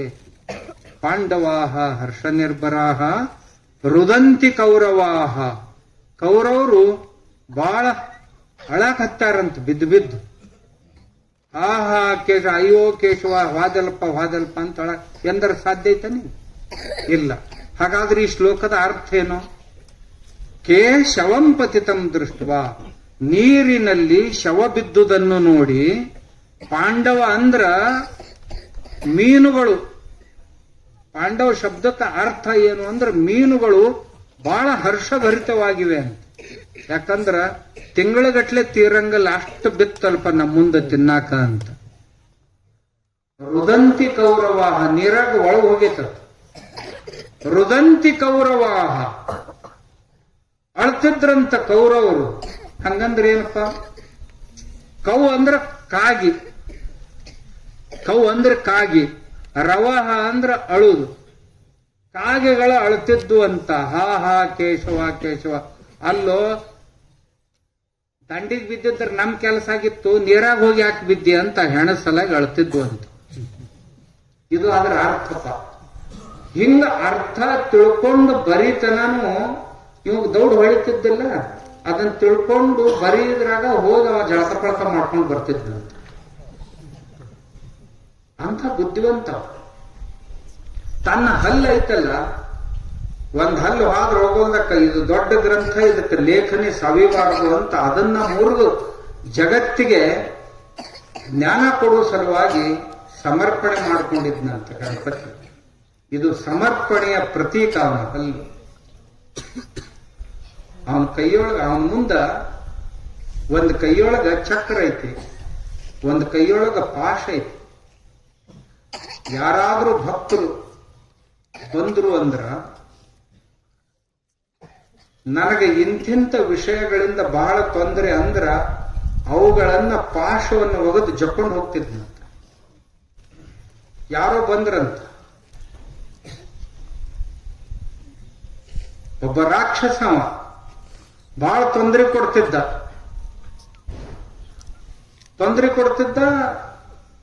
ಏನ್ ಮಾಡ್ಬೇಕು ಅನ್ನೋದ್ರಾಗ ಗಣಪತಿಗೆ ಹೋಗಿ ಹೇಳು ನಡ್ರಿ ಅಂದ್ರು ಊರವ್ರು. ಇವ ರಾಕ್ಷಸ ಬಹಳ ತೊಂದರೆ ಕೊಡಕ್ ಹಚ್ತಾನ್ರಿ, ಒಂದರ ನಮ್ಮನ್ನ ಇವನಿಂದ ರಕ್ಷಣೆ ಮಾಡ್ರಿ ಅಂತ ಗಣಪತಿ ಹತ್ರವಾದ್ರು. ಗಣಪತಿ ತನ್ನ ಕೈಯೊಳಗಿರುವಂತ ಹಗ್ಗ ಒಗದು ಪಾಶ ಒಗದು ಬಿಗದ್ ಹಿಂಗ್ ತಗೊಳುದ್ರಾಗ ಅವ ರಾಕ್ಷಸ ತಕ್ಷಣ ಇಲಿ ಆಗಿಬಿಟ್ನಂತ. ಅವನಿಗೆ ಮಾಯಾವಿ ವಿದ್ಯೆ ಗೊತ್ತಿತ್ತು. ಇಲಿಯಾಗಿ ಪಾರಾದ್ನಂತ. ಗಣಪತಿ ಅಂದ ಎಲ್ಲಿ ಪಾರಾಕಿ ಬಾ ಅಂತ ಹಿಡ್ಕೊಂಡು ಬಂದಂತ. ಹಿಡ್ಕೊಂಡು ಬಂದ್ ತನ್ನ ಹತ್ರ ಇಟ್ಕೊಂಡಂತ, ನಿನಗ್ ಬೇಕಾದದ್ದನ್ನೆಲ್ಲ ನಾನ ಕೊಡ್ತೀನಿ ತಿನ್ನಾಕ, ಆದ್ರೆ ಇನ್ನು ಮುಂದ್ ಮಂದಿಗೆ ಯಾರಿಗೆ ತ್ರಾಸ ಕೊಡ್ಬೇಡ ಅಂತ ಹೇಳಿದ್ನಂತ. ಅದಕ್ಕೆ ಜಗತ್ತಿನ ಉಪದ್ರವಗಳನ್ನ ತನ್ನ ಹತ್ರ ಇಟ್ಕೊಂಡು ಜಗತ್ತು ಸುಖಿಯಾಗಿರ್ಲಿ ಅಂತ ಬಯಸುವವನು ಗಣಪತಿ ಅಂತ. ಅಂಥ ಗಣಪತಿಯ ಉತ್ಸವವನ್ನ ನಾವು ಈ ಗಣಪತಿಗೆ ನಮಸ್ಕಾರ ಮಾಡಕ್ ಹೋದೀವಿ ಅಂತಂದ್ರೆ ಆ ಗಣಪತಿ ನೋಡಿದ ಕೂಡಲೇ ಇವು ನಮಗ್ ಗೊತ್ತಾಗ್ಬೇಕು. ಗಣಪತಿ ಲಂಬೋದರಾಯ ನಮಃ, ಬಹಳ ದೊಡ್ಡ ಹೊಟ್ಟೆ ಅಂತ. ಇದರ ಅರ್ಥ ಹೊಟ್ಟೆ ದೊಡ್ಡದಲ್ಲ, ಯಾರ್ದ ಏನ ಹೆಚ್ಚು ಕಡಿಮೆ ಆದ್ರೂ ಹೊಟ್ಟೆಗೆ ಹಾಕೋಬೇಕಪ್ಪ ಅಂತ ಅನ್ನೋ ಸಲುವಾಗಿ ಅವಾಗ ದೊಡ್ಡ ಹೊಟ್ಟೆ ಅವ ಅಂತಾರೆ. ಹೊಟ್ಟೆಗೆ ಹಾಕೋರೆಲ್ಲ ಒಂದ್ ಜರ ಹೆಚ್ಚು ಕಡಿಮೆ ಆದ್ರೆ ಏನ್ ದೊಡ್ಡ ಮಾತು ಅಂತ ಅನ್ನಂಗಿಲ್ರ. ಹಂಗ ಅಂದ್ರೇನು? ಉದಾರತೆಯನ್ನ ತೋರಿಸುವಂತವ್ರು ನಾವು ಆಗ್ಬೇಕು. ಗಣಪತಿ ನೋಡಿದ್ರ ನಮ್ಗೇನ್ ಅನಿಸ್ಬೇಕಂದ್ರ ನಾವು ದೊಡ್ಡ ಹೊಟ್ಟೆವ್ರ ಆಗೋಕ್. ಅಂದ್ರ ದೊಡ್ಡ ಹೊಟ್ಟೆವ್ರ ಆಗಂದ್ರ ಕುಂಬಳಕಾಯಿ ಗತ್ತೇನೆ ಇಟ್ಟು ದೊಡ್ಡ ಹೊಟ್ಟೆ ಮಾಡ್ಕೊಂಡು ಇರ್ಬೇಕಂತ ಅಲ್ಲ. ಅದರ ಅರ್ಥ ನುಂಗಾಕ ಕಲಿಬೇಕು, ದುಃಖ ದುಮ್ಮಾನಗಳನ್ನ ನುಂಗಾಕ ಕಲಿಬೇಕು, ದ್ವೇಷ ಮತ್ಸರಗಳನ್ನ ನುಂಗಾಕ ಕಲಿಬೇಕು. ಹೆಚ್ಚು ಕಡಿಮೆ ಏನೋ ಆದ್ರೂ ಸಹಿತ ಹೋಗ್ಲಿ ಬಿಡಪ್ಪ ಅನ್ನಕ್ ಕಲಿಬೇಕಂತ. ಇದಕ್ಕ ದೊಡ್ಡ ಹೊಟ್ಟೆವರು ಅಂತ, ದೊಡ್ಡ ಹೊಟ್ಟೆವರು ಅಂತ. ಹೊಟ್ಟೆ ದೊಡ್ಡದಂದ್ರೆ ಇದಕ್ಕ ಅಂತ. ಸಾಕಷ್ಟು ಅಪರಾಧಗಳನ್ನ ಮಾಡ್ತಾರೆ ಬಹಳ ಜನ, ಅಜ್ಞಾನದಿಂದಾಗಿ ಮಾಡ್ತಾರ, ಮತ್ತಿನ್ನೇನೋ ಉದ್ದಟತನದಿಂದಾಗಿ ಮಾಡ್ತಾರ, ಶತ್ರುಭಾವವನ್ನ ತಾಳಿ ಮಾಡ್ತಾರ. ಸ್ವಲ್ಪ ತಿಳಿಸಿ ಹೇಳ್ಬೇಕಂತ. ಬಹಳತನೂ ಇದು ಮಾಡ್ಲಿಲ್ಲ ಅಂದ್ರೆ ಹಿಡಿದು ಇಟ್ಕೋಬೇಕಂತ ಮೊದಲು. ಇರ್ಲಿಲ್ಲ ಅಂದ್ರೆ ಹೋಗಿ ಬಿಡು ಸಾಣದೈತಿ. ಸಣ್ಣ ಸಣ್ಣ ವಿಷಯಗಳಿಗೆ ಬೆನ್ನು ಹತ್ತಬೇಡ ಅಂತ. ಸಣ್ಣ ಸಣ್ಣ ವಿಷಯ ಅದಾವು, ಗುಬ್ಬಿ ಮ್ಯಾಗ ಯಾಕೆ ಬ್ರಹ್ಮಾಸ್ತ್ರ ಪ್ರಯೋಗ ಮಾಡ್ತಿರ್ತಾವ, ಮಾಡಕ್ ಹೋಗ್ಬೇಡ. ಸಣ್ಣ ಹುಡುಗೈತಿ ಅದ್ರ ಕೂಡ ನೀ ದೊಡ್ಡವಾಗಿ ಎಲ್ಲಿ ಜಗಳ ತೆಗೆದು ಹೋಗ್ಲಿ ಬಿಡು ಅನ್ನ. ಸಣ್ಣ ಪುಟ್ಟ ವಿಷಯಗಳಿಗಾಗಿ ತಲೆ ಕೆಡಿಸ್ಕೋಬೇಡ ಅಂತ ಅಂದಂಗಾದ್ರ ಅರ್ಥ. ಹೊಟ್ಟೆ ಹಾಕೋ ಸ್ವಲ್ಪ ಏನಾರ ಆಗ್ತಿರ್ತಾವ. ಇಷ್ಟು ದೊಡ್ಡ ಸಮಾಜ ಐತಿ, ಇಷ್ಟು ದೊಡ್ಡ ಊರೈತಿ, ಮಂದಿ ಮಕ್ಕಳದಾರ, ಗೆಳೆಯರದಾರ, ಬಂಧು ಬಾಂಧವರದಾರ, ಬೇರೆ ಬೇರೆ ಸ್ವಭಾವದ ಜನ ಐತಿ ಸೃಷ್ಟಿಯೊಳಗ. ಒಬ್ಬರದೊಂದು ಸ್ವಭಾವ, ಎಲ್ಲರೂ ನಮ್ಮಂಗ ಇರಬೇಕು ಅಂತ ನಾವಂದ್ರೆ ಯಾರು ಇರ್ತಾರ ಇಲ್ಲಿ? ಇರುದಿಲ್ಲ. ಅವಾಗ ಒಂದೊಂದು ನಮ್ನಿ ಒಬ್ಬೊಬ್ರು ಇರ್ತಾರ. ಅಂತ ಸಂದರ್ಭದೊಳಗ ನೀವೊಂದ್ ಜರ ಮನಸ್ಸು ದೊಡ್ಡದು ಮಾಡ್ಕೊಂಡಿರಪ್ಪ ಅಂತ. ಈಗ ಬೈಲಿಲ್ಲ, ರಗಡ್ ಮಂದಿ ಬೈದ್ರು, ರಾಮಗೂ ಬೈದ್ರು. ರಾಮ ಮರ್ಯಾದಾ ಪುರುಷೋತ್ತಮ, ಶ್ರೀರಾಮಚಂದ್ರ ಮರ್ಯಾದಾ ಪುರುಷೋತ್ತಮ. ಮರ್ಯಾದ ಅಂದ್ರೆ ಸಮುದ್ರದಂಥ ಮರ್ಯಾದೆ ಅವನು. ಸಮುದ್ರ ಎಷ್ಟ ನೀರು ಹೆಚ್ಚು ಬಂದರೂ ಸಹಿತ ತನ್ನ ಪಾತ್ರವನ್ನ ನೀರು ಹೊರಗೆ ಬರುವುದಿಲ್ಲ, ಅದಕ್ಕೆ ಮರ್ಯಾದೆ ಅಂತ. ನೀರು ಕಡಿಮೆ ಬಿದ್ದರೂ ಸಹಿತ ಅಟ್ಸಂಗಲ್ ಸಮುದ್ರ ಯಾವಾಗ್ಲೂ, ಅದಕ್ಕೆ ಮರ್ಯಾದೆ ಅಂತ ಕರೀತಾರೆ. ಹಾಗೆ ನಮ್ಮ ಜೀವನದೊಳಗು ಏನೇ ಏರುಪೇರುಗಳು ಬಂದರೂ ಸಹಿತ ಉಬ್ಬಿನೂ ಹೋಗಬಾರ್ದು, ಇಳಿದು ಹೋಗಬಾರ್ದು, ಗಂಭೀರತೆಯನ್ನ ಕಾಪಾಡಿಕೊಂಡಿರ್ಬೇಕು. ಅದಕ್ಕೆ ಮರ್ಯಾದ ಅಂತ. ಇಂಥ ಮರ್ಯಾದಾ ಪುರುಷೋತ್ತಮ ಶ್ರೀರಾಮಚಂದ್ರ ವನವಾಸಕ್ಕೆ ಹೋದ್ನಪ್ಪ. ಅಂಥವರಿಗುಂಟು ವನವಾಸ. ಯಾರಿಗೆ? ಇವ್ರಿಗೆ ವನವಾಸ ಆತು. ಅವ್ರ ಮಹಾಭಾರತದಾಗ ಚಲೋ ನಡೆಯೋರು ಅವ್ರಿಗೆ ವನವಾಸ ಆತು. ಆದ್ರೆ ಬೇಜಾರ ಮಾಡ್ಕೊಳ್ಳಿಲ್ಲ.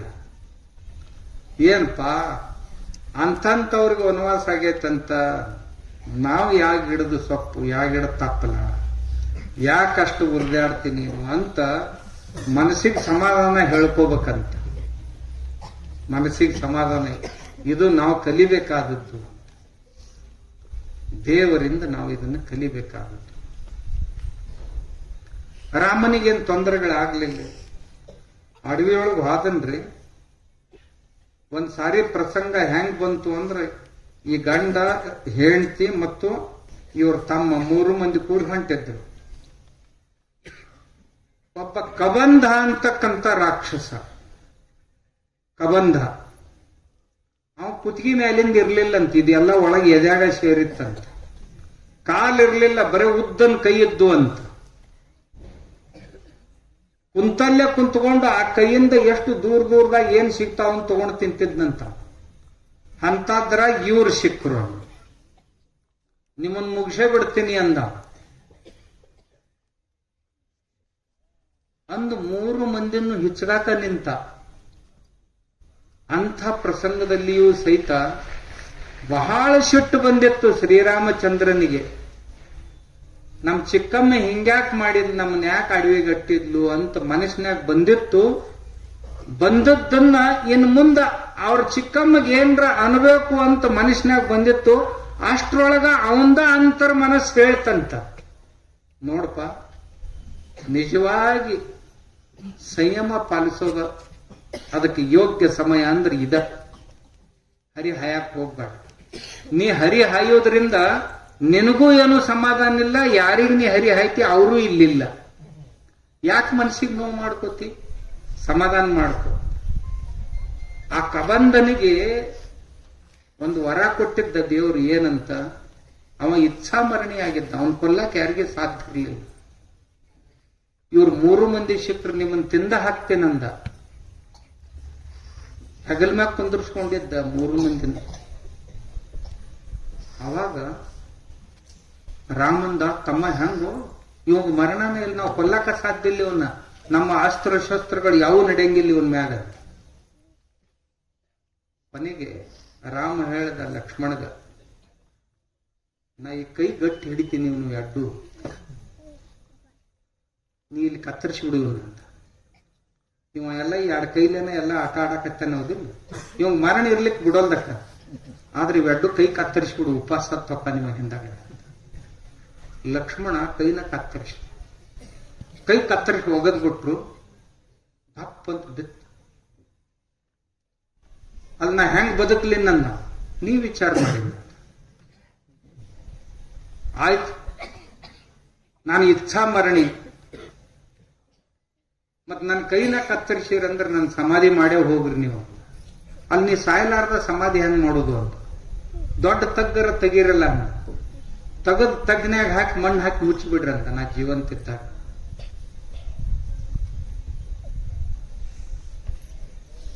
ಶ್ರೀರಾಮಚಂದ್ರ ಅವನಿಗೆ ಮುಕ್ತಿಯನ್ನು ಕೊಟ್ಟ. ನೋಡಪ್ಪ, ಅಜ್ಞಾನ ವಶದಿಂದ ನೀ ಏನೋ ತಪ್ಪು ಮಾಡಿದೆ, ಆದಾಗ್ಯೂ ನಾವು ನಿನ್ನ ಜೀವ ತಗೊಂಡಿಲ್ಲ, ಇನ್ ಮುಂದರೆ ಶಾಣೆ ಆಗಿರು. ಇಲ್ಲ, ನಿಮ್ಮಂತ ಮಹಾತ್ಮರ ಇಲ್ಲಿ ಬಂದೇರಂದಾಗ ನಾನು ನಿಮ್ ಕೈಯಿಂದನ ಮರಣ ಸ್ವೀಕಾರ ಮಾಡ್ತೀನಿ, ನಾನು ಮುಕ್ತಿ ಕೊಟ್ಟು ಹೋಗ್ಬಿಡ್ರಿ, ಮತ್ತೊಂದು ಜನ್ಮದಾಗ ಹೋಗ್ತೀನಿ, ನಾನು ಈ ಶರೀರದಿಂದ ಮುಕ್ತ ಆಗ್ಬೇಕಂತ ಇಚ್ಛೆ ಐತೆ. ಮುಕ್ತಿ ಪಡ್ಕೊಂಡ, ಅವನಿಗೆ ಮುಕ್ತಿ ಕೊಟ್ಟ. ತೊಂದರೆ ಅನ್ನೋದು ಯಾರಿಗೆ ಆಗಿಲ್ಲೇನು? ಶ್ರೀರಾಮಚಂದ್ರನಿಗೂ ಆಗೈತಿ. ಲಂಕೆಯೊಳಗೆ ಆಗ್ಲಿಲ್ಲೇನು? ಅವ್ರ ತಮ್ಮ ರಾವಣನ ಬಾಣದಿಂದ ತತ್ತರಿಸಿ ಮೂರ್ಛೆ ಹೋಗಿ ರಣಾಂಗಣದೊಳಗೆ ಬಿದ್ದಿದ್ದ, ಏಳಲಿಲ್ಲ. ಸಾಯಂಕಾಲ ರಾಮನಿಗೆ ಚಿಂತೆ ಆತು, ನಾ ಇಲ್ಲಿಂದ ಹೊಳ್ಳಿ ಹೋದ ನಂತರ ಇವನ್ ಹೆಂಡತಿಗೆ ಇವ್ರವ್ಗ ಏನ್ ಹೇಳಿ ಅಂತ. ಹೋಗಿ ಏನಾರ ಹೇಳೋದಕ್ಕಿಂತಲೂ ನಾನೇ ಹೋಗದೆ ಇರೋದು ಒಳ್ಳೇದು, ನಾನು ಸತ್ರ ಒಳ್ಳೇದು ಅಂತ ವಿಚಾರ ಬಂದಿತ್ತ ತಲೆಯಾಗ. ಅಂಥದ್ರೊಳಗೂ ಸಹಿತ ಧೈರ್ಯ ಮಾಡ್ಕೊಂಡು ಹೇಳ್ದ, ಹನುಮಂತ ನೋಡು, ಯಾರ ಒಬ್ರು ವೈದ್ಯರು ಸಿಗ್ತಾರನ್ನ ನೋಡು, ಕರ್ಕೊಂಡು ಬಾ ಅಲ್ಲ.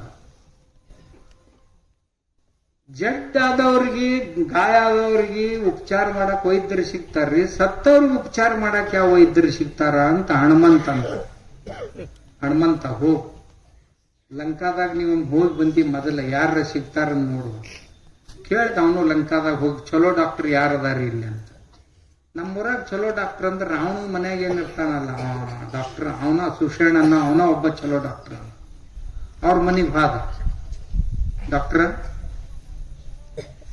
ರಾಮನ್ ತಮ್ಮ ರಣಾಂಗಣದೊಳಗೆ ಬಿದ್ದಾನ, ನಡಿ ಉಪಚಾರ ಮಾಡಿ ನಡಿ ಅಂದ. ಅವ ಅಂದ, ಹುಚ್ಚದೇ ಶಾಣೆ ಅದೀನಿ, ನೀವು ನಮ್ಮ ಶತ್ರುಗಳು, ರಾವಣನ ಶತ್ರು ಅಂದ್ರೆ ನಮ್ಮ ಶತ್ರುಗಳಪ್ಪ, ನಿಮ್ಮನ್ನು ಬದುಕಿಸ್ಲಿ ನಾನು, ನಮ್ಮ ರಾಜ ಕೊಂದಾನ, ನಾ ಬದುಕಿಸ್ಲಿ ನಿಮ್ಮನ್ನ ಅಂದ. ನೀ ಬದುಕಿಸ್ಲಿಲ್ಲ ಅಂದ್ರೆ ನೀ ಹೆಂಗ್ ಜೀವಂತಿರವ ಅಂದ. ಏನ್ ಮಾಡವ ಅಂದ. ಒಂದೇ ಕೈಲೇ ಹಿಡ್ದಂಗೆ ಎತ್ತಿದ, ಹಿಂಗ ಎತ್ಕೊಂಡು ಹೋಗಲೇ ನಾ ಅಪ್ಪಳಿಸ್ಲೆ ಕೆಳಗ ಅಂದ. ಮಾಡ್ತೀನಿ ಟ್ರೀಟ್ಮೆಂಟ್ ಮಾಡ್ತೀನಿ ನಡಿ ಅಂದ. ಕರ್ಕೊಂಡು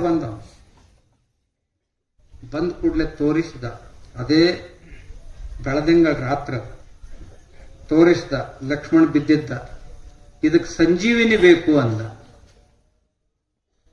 ಹನುಮಂತಗ ರಾಮಂದ ಎಲ್ಲಿಂದ ತರದು? ಸಹ್ಯಾದ್ರಿ ಬೆಟ್ಟದೊಳಗೆ ಸಿಗ್ತೈತಿ, ಲಂಕಾ ಅಲ್ಲಿ ತಳಗ, ಸಹ್ಯಾದ್ರಿ ಇಲ್ಲಿ, ಸಹ್ಯಾದ್ರಿ ಒಳಗೆ ಸಿಗ್ತೈತಿ ಅಂತ ಹೇಳಿದ. ಹನುಮಂತ ಬಂದ, ನೋಡಿದ, ಎಲ್ಲ ಗಿಡ ಎಲ್ಲ ಟ್ಯೂಬ್ಲೈಟ್ ಹಚ್ಚದಂಗೆ ಕಣ್ಣಾಕತ್ತಿದ್ವು. ಇದ್ರಾಗ ನಿಜವಾದ ಆ ಸಂಜೀವಿನಿ ವೈಶಿಷ್ಟ್ಯ ಏನು ಅಂತಂದ್ರ, ಎಲಿ ಎಲ್ಲ ಉದುರಿದಂತ ಗಿಡಗಳಿದ್ದು ಅಮಾಶಿ ಕತ್ಲಿರ್ಬೇಕು, ಒಂದ್ ಜರಾನ ಇಬ್ಬನಿ ಬಿದ್ದಂಗ ಆಗಿರ್ಬೇಕು. ಅವಾಗ ತಳ ತಳ ತಳ ತಳ ಟ್ಯೂಬ್ಲೈಟ್ ಹೊಡೆದಂಗ ಹೊಳಿತಿದ್ವು ಅಂದ್ರೆ ಅವಕ್ಕೆ ಸಂಜೀವಿನಿ ಅಂತ ತಿಳ್ಕೊಬೋದು. ಇದು ಮೊದಲ ಹುಣ್ಣಿಮೆ ದಿವಸ ಹನುಮಂತ ಭ್ರಮೆ ಆತು. ಮತ್ತ ಅದು ಹನುಮಂತಂದ ಸಂಜೀವಿನಿ 2 ಪ್ರಕಾರಗಳು. ಹನುಮಂತನಿಗೆ ಆಯುರ್ವೇದದ ಜ್ಞಾನ ಎಷ್ಟಿತ್ತು ಅಂದ್ರ ಯಾರಿಗೆ ಇಲ್ಲದಷ್ಟು ಜ್ಞಾನ ಹನುಮಂತನಿಗಿತ್ತು. ಏನ್ ಮಾಡುದು ಅಂದ್ರ 2 ಸಂಜೀವಿನಿಗಳಂದ್ರೆ ಯಾವುವು? ಮೂರ್ಛೆಯಿಂದ ಮನುಷ್ಯನ ಹೊರಗೆ ತರುವಂತಹದ್ದು ಒಂದು ಸಂಜೀವಿನಿ, ಪ್ರಾಣ ಹೋಗಿತ್ತಂದ್ರೂ ಸಹಿತ ಹೋದ ಪ್ರಾಣವನ್ನು ಮರಳಿ ತರುವಂತ ಸಂಜೀವಿನಿ ಒಂದು. ಇದ್ರೊಳಗೆ ಇವ್ ಯಾ ಜಡ್ ಆಗೈತಂತ ಯಾವ್ದು ತಗೊಂಡು ಹೋಗ್ಲಿ ಮತ್ ವಿಚಾರ ಮಾಡಿದ. ಗುಡ್ಡನ ಕಿತ್ಕೊಂಡು ಹೋದ, ಅವನು ಮುಂದೆ ಇಟ್ರಾತು, ಯಾವ್ದು ಬೇಕಾದ್ ತಗೋತಾನ, ಕಿತ್ಕೊಂಡು ಹೋದ್. ಲಂಕಾದ ಅಯೋಧ್ಯ ಮ್ಯಾಗ ಹದ ಹೊಂಟಿದ್ದ ಅವ ಭರತ್ ಮ್ಯಾಗ ನೋಡಿದವನ ಇದೇ ಹೊಂಟೈತ ತಿಳ್ಕೊಂಡು ಬಾಣ ಹೊಡೆದು ತಳಕಿಡಿ.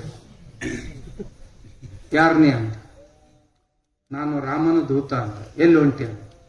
ಲಕ್ಷ್ಮಣ ಮೂರ್ಛೆ ಹೋಗ್ಬಿದ್ದಾನ ಅಥವಾ ಪ್ರಾಣ ಹೋಗೈತಿ, ಅವಾಗ ಔಷಧ ತಗೊಂಡ್ ಹೊಂಟೀನಿ, ತಗೊಂಡ್ ಹೋಗು ಅಂತ ಬಿಟ್ಟು ನಾವು ಇರ್ಲಿಲ್ಲ ಅಂದ್ರೆ ಅವ್ನು ಕಟ್ಟಿ ಹಾಕಿದ್ದ.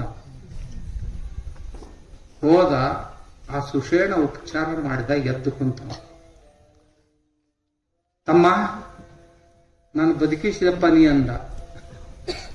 ಇಂಥ ಆಪತ್ತು ನನ್ನ ಜೀವನದೊಳಗೆ ಎಂದೂ ಬಂದಿರಲಿಲ್ಲ. ಬಂತು, ಸಹಿಸ್ಕೊಂಡ.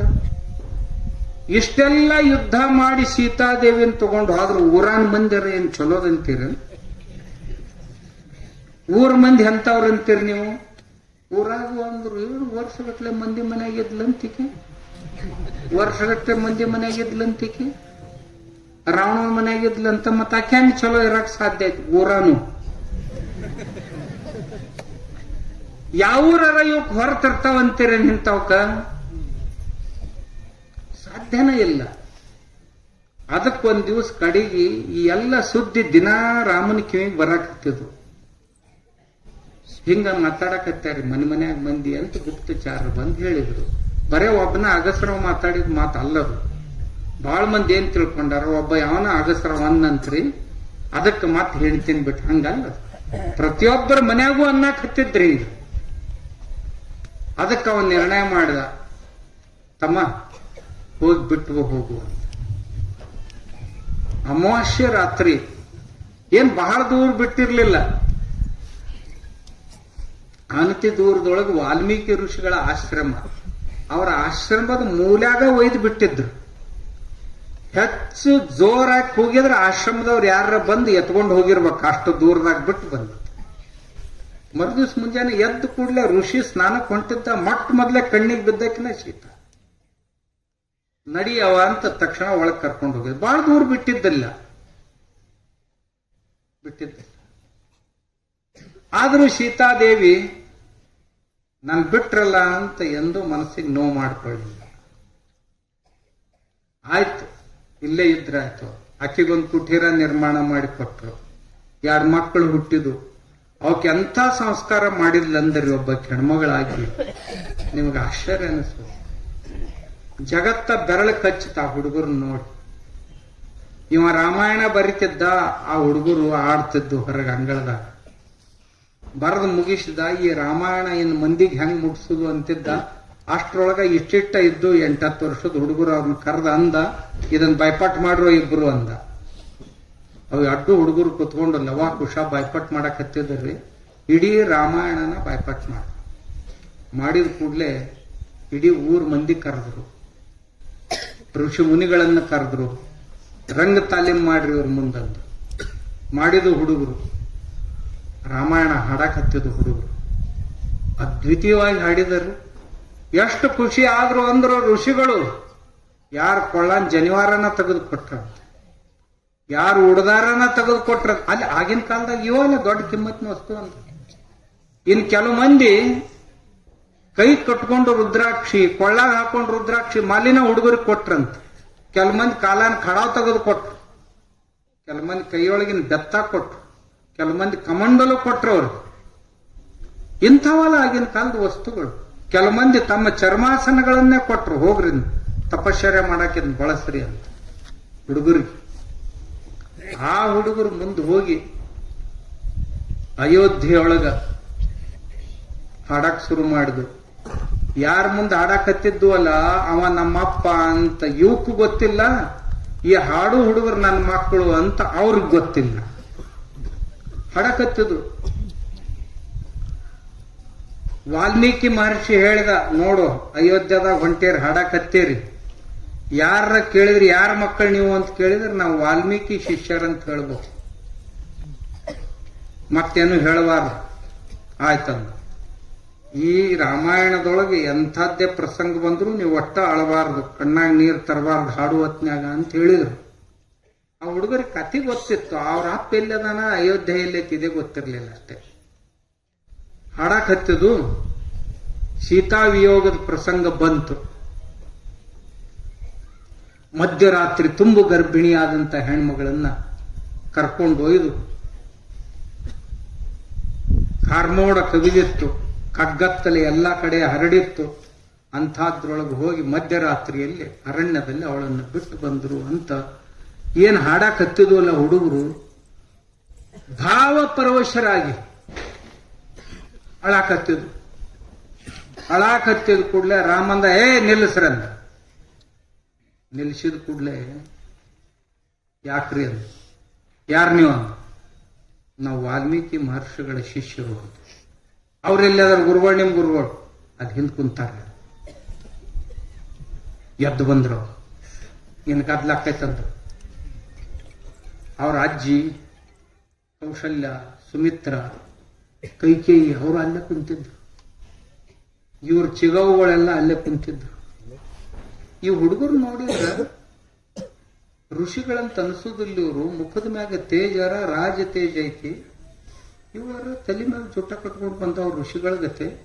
ನಮ್ಗೆ ಯಾಕೋ ಸಂಶಯ ಬರ್ತೈತಿ ಅಂತ ತಮ್ಮ ಒಳಗ ಮಾತಾಡ್ತಿದ್ರು. ವಾಲ್ಮೀಕಿ ಋಷಿಗಳ ಮುಂದೆ ಬಂದ್ರು. ಬಂದ ಕೂಡ್ಲೆ ಅವ್ರನ್ನ ಕೇಳಿದ್ರು, ಯಾರೇ ಹುಡುಗರು ಅಂತ. ನಿಮ್ಮ ಶಿಷ್ಯರಂತ ಹೇಳ್ತಾರ, ಯಾವ್ರವ್ರು ಇವರು ಅಂತ ಕೇಳಿದ್ರು. ವಾಲ್ಮೀಕಿ ಋಷಿ ಹೇಳ್ದ, ಇವರು ಅಯೋಧ್ಯದವರು ಅಂತ. ಯಾರ ಮಕ್ಕಳು ಇವರು ಅಂತ ಕೇಳಿದ ರಾಮಚಂದ್ರ. ಇವರು ಶ್ರೀರಾಮಚಂದ್ರನ ಮಕ್ಕಳು ಅಂತ ಹೇಳಿ. ಇವರವ್ ಎಲ್ಲದಾಳ ಅಂತ ಕೇಳಿದ. ಇವರವ್ವ ನನ್ನ ಆಶ್ರಮದೊಳಗದಾಳ, ಅವಳನ್ನ ಕರ್ಕೊಂಡು ಬರ್ಬೋದೇನ್ ನೀವು ಅಂತ ಕೇಳಿದ್ರು. ಕರ್ಕೊಂಡು ಬರ್ತೀನಿ ಹೋದ್ರು. ಇಡೀ ಆಶ್ರಮವಾಸಿಗಳನ್ನೆಲ್ಲ ಕರ್ಕೊಂಡು ಮುಂದೆ ಮುಂದೆ ವೃದ್ಧ ಗೌತಮಿಯರು, ಸಾಧಕಿಯರು, ವಿದ್ಯಾರ್ಥಿನಿಯರು. ವಾಲ್ಮೀಕಿ ಮಹರ್ಷಿ ಆಶ್ರಮದೊಳಗ ಹುಡುಗಿಯರು ಮತ್ತು ಹುಡುಗರು ಇಬ್ಬರದು ಗುರುಕುಲ ಇತ್ತು, ಶಾಲೆಗಳಿದ್ದು. ಅಲ್ಲಿ ಸಾವಿರಾರು ಮಕ್ಕಳು ಕಲಿತಿದ್ರ. ಆ ಕಾಲದಾಗ ಇವತ್ತಿಗೆ 8,000 ವರ್ಷಗಳ ಹಿಂದೆ ಎಂಥ ದೊಡ್ಡ ಶಾಲೆ ವಾಲ್ಮೀಕಿ ಮಹರ್ಷಿಗಳ ಆಶ್ರಮದಾಗಿತ್ತು ಅಂದ್ರೆ ಸಾವಿರ ಮಕ್ಕಳು ಕಲಿತಿದ್ರು. ಅವರೆಲ್ಲರೂ ಒಂದ್ ಕಡೆ ಹುಡುಗರು ಸಾಲು, ಒಂದ್ ಕಡೆ ಹುಡುಗಿಯರು, ಹೆಣ್ಮಕ್ಕಳು ಸಾಲು ಬರ್ತಿದ್ದು. ಕೊನೆಗೆ ಹಿಂದ ಕಾಷಾಯ ವಸ್ತ್ರವನ್ನು ಧಾರಣೆ ಮಾಡಿದಂತ ಒಬ್ಬ ಹೆಣ್ಮಗಳು ನಡ್ಕೊಂತ ಬಂದು ವೇದಿಕೆ ಮೇಲೆ ಕರ್ಕೊಂಡು ಬಂದು, ಇವಳು ನಿನ್ನ ಶ್ರೀಮತಿ ಸೀತಾದೇವಿ ಅಂತ. ಗುರುತು ಹತ್ಲಾರ್ದಂಗಾಗಿತ್ತು. ಬಹಳ ವರ್ಷ ಆಗಿತ್ತು, 10-12 ವರ್ಷ ಆಗಿತ್ತು. ಅಂದು ಕೂಡಲೇ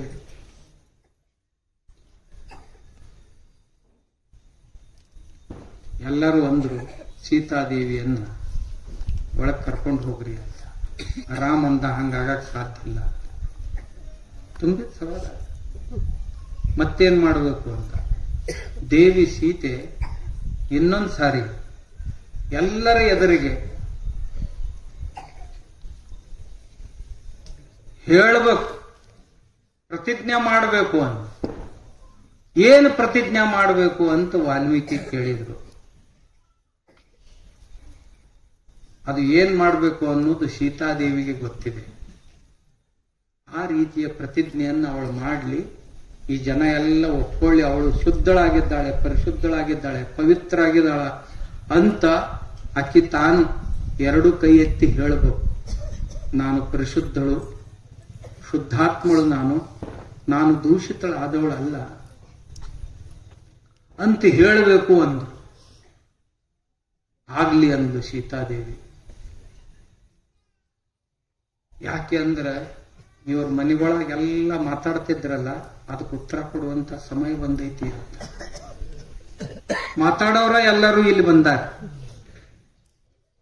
ಇವ್ರಿಗೆ ಒಂದ್ಸಾರಿ ನೇರವಾಗಿ ಸೀತಾದೇವಿನೇ ಹೇಳ್ಬೇಕು, ವಿಶ್ವಾಸ ಇದ್ರೆ ಅವ್ರು ಕೇಳ್ಬೇಕು.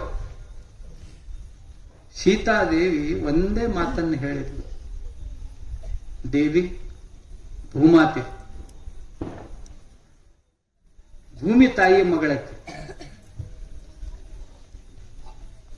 ನೇಗಲ ಹೊಡಿ ಹೊತ್ನ್ಯಾಗ ನೇಗಲ್ದಾಗ ಸಿಕ್ಕಿದ್ಲು ಅಂದ್ರೆ ಅವಳ ತಾಯಿ ಭೂಮಾತೆ ಅಂತ ನಮ್ಮ ತಿಳುವಳಿಕೆ. ಆ ತನ್ನ ತಾಯಿಗೆ ಪ್ರಾರ್ಥನೆ ಮಾಡಿದ್ಲು, ತಾಯಿ ಭೂಮಾತೆ, ನಾನು ಒಂದು ವೇಳೆ ನನ್ನ ಜೀವನದಲ್ಲಿ ಪರಿಶುದ್ಧಳಾಗಿದ್ದೆ ಅಂದ್ರ ನನ್ನನ್ನು ನೀನು ಸ್ವೀಕರಿಸಬೇಕು ಅಂತ.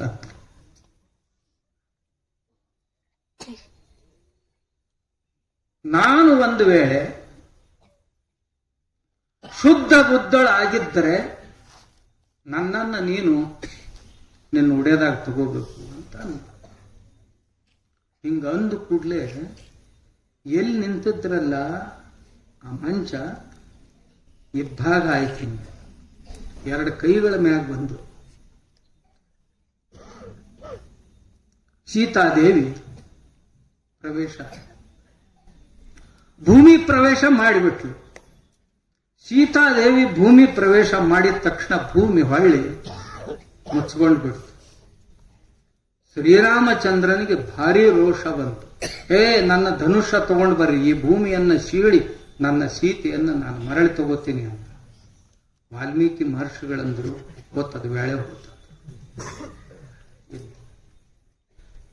ಇದ್ದಾಗ ಆಗ್ಬೇಕಾಗಿತ್ತು, ಇನ್ನು ಬರೋದು, ಇನ್ನು ಪಶ್ಚಾತ್ತಾಪ ಪಡೋದ್ರೊಳಗೆ ಏನೂ ಆಗ್ತದೆ. ಮತ್ತ ಅವಳು ಹೋದ ನಂತರ ನಾನಿದ್ದೇನು ಉಪಯೋಗ ಅಂದ. ಇದು ಮೊದಲ ವಿಚಾರ ಮಾಡಬೇಕಾಗಿತ್ತು, ಈಗಲ್ಲ. ಇದನ್ನು ಮೊದಲ ವಿಚಾರ ಮಾಡಬೇಕಾಗಿತ್ತು. ನನಗಿನ್ನು ಈ ಅಯೋಧ್ಯೆ ಬೇಡ. ರಾಮನಿಗೆ ತಿಳಿಸಿ ಹೇಳಕ್ ಬಹಳ ಮಂದಿ ಬಂದರು. ಹಂಗಲ್ಲಪ್ಪ, ಆದದ್ದಾಗಿ ಹೋಯ್ತು. ಪ್ರತಿಯೊಬ್ಬರ ಜೀವನದಲ್ಲಿ ಇಂಥ ಘಟನೆ ಬಹಳ ಮನಸ್ಸಿಗೆ ನೋವು ಮಾಡಿ ಘಟನೆ.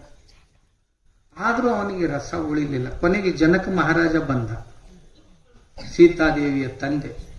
ಅವ ತಿಳಿಸಿ ಹೇಳ, ಅಲ್ಲಪ್ಪ ಹೀಗೆ ಮಾಡಬಾರ್ದು.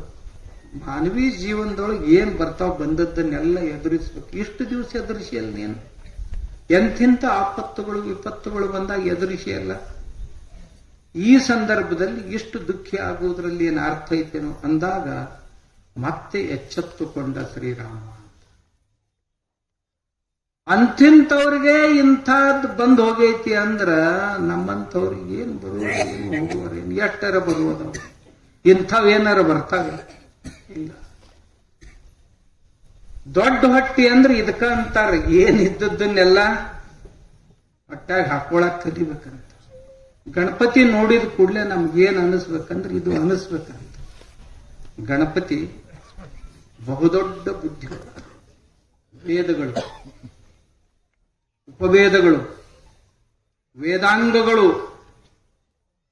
ಋಗ್ವೇದ, ಯಜುರ್ವೇದ, ಸಾಮವೇದ, ಅಥರ್ವವೇದ ವೇದಗಳಿವೆ. ಆಯುರ್ವೇದ, ಧನುರ್ವೇದ, ಗಂಧರ್ವ ವೇದ, ಶಿಲ್ಪವೇದ ಇವು ಉಪವೇದಗಳು. ಶಿಕ್ಷಾ, ಕಲ್ಪ, ನಿರುಕ್ತ, ಛಂದಸ್ಸು, ವ್ಯಾಕರಣ, ಜ್ಯೋತಿಷ್ಯ ಇವು ವೇದಾಂಗಗಳು. ಸಾಂಖ್ಯಶಾಸ್ತ್ರ, ಯೋಗಶಾಸ್ತ್ರ, ನ್ಯಾಯಶಾಸ್ತ್ರ, ವೈಶೇಷಿಕ ಶಾಸ್ತ್ರ, ಮೀಮಾಂಸಾ ಶಾಸ್ತ್ರ ಇವು ಶಾಸ್ತ್ರಗಳು. ಇವೆಲ್ಲವೂ ಮುಖೋದ್ಗತವಾಗಿದ್ದವು. ಗಣಪತಿ ಅಂತ ವಿದ್ವಾಂಸ ಆತ. ಗಣಪತಿ ಬಹುಭಾಷಾ ಪಂಡಿತ. ಗಣಪತಿ ಸುಮಾರು ಭಾಷೆಗಳವನಿಗೆ ಬರ್ತಿದ್ದು. ಅವನ ಹತ್ರ ಹೋದವರೆಲ್ಲ ಏನ್ ಕೇಳ್ತಾರ ಅಂದ್ರ, ಗಣಪತಿ ಶಕ್ತಿ ಮೇಲೆ ವಿಶ್ವಾಸ ಇಟ್ಟ ಮನುಷ್ಯ ಅಲ್ಲ, ಗಣಪತಿ ಯಾವಾಗಲೂ ಬುದ್ಧಿವಂತಿಕೆ ಮೇಲೆ ವಿಶ್ವಾಸ ಇಟ್ಟ ಮನುಷ್ಯ. ಈ ಗಣಪತಿಯ ಕೆಲವೊಂದು ತತ್ವಗಳನ್ನ ಛತ್ರಪತಿ ಶಿವಾಜಿ ಮಹಾರಾಜರು ತಮ್ಮ ಜೀವನದಲ್ಲಿ ಅಳವಡಿಸಿಕೊಂಡಿದ್ರು ಅಂತ ಬರ್ತದೆ. ಇಲ್ಲೊಂದು ಕೋಟೆ ಐತಿ ಕುಣಾದ ಹತ್ರ, ದೊಡ್ಡ ಕೋಟೆ, ಪುರಂದರದ ಹತ್ರ. ಮೇಲೊಂದು 200 ಜನ ಸೈನಿಕರಿದ್ರು, ಕೆಳಗೊಂದು 20,000 ಮಂದಿ ಮೊಘಲ್ ಸೈನಿಕರು ಬಂದಿದ್ರು. ಹಿಂಗ್ ಗುಡ್ಡ ಏರ್ತಿದ್ರು, ಕಡಾವ್ ಗುಡ್ಡ. ಛತ್ರಪತಿ ಹೇಳ್ದ, ಮತ್ತೆ ಹೆಂಗ್ ತಡೀದು ಅಂದ. ನಾವಿರೋರು 200 ಮಂದಿ, ಕೆಳಗ್ ಕಂಡಕ್ಟಿ ಮಂದಿ ಐತಿ, ಹೆಂಗಂತ. ನೀವ್ ಹೆಂಗ್ ಹೇಳ್ತೀರ ಹಂಗ್ ಮಾಡುದ್ರಿ ಅಂತಂದ್ರು ಸೈನಿಕರು. ಗುಂಡುಗಳು ತಲೆ ಹಾಕಿದ್ರ ಮ್ಯಾಲೆ, ಒಂದೊಂದೊಂದೊಂದ ಗುಂಡು ಉಳ್ಸಾಕ್ ಶುರು ಮಾಡ್ರಂಗ.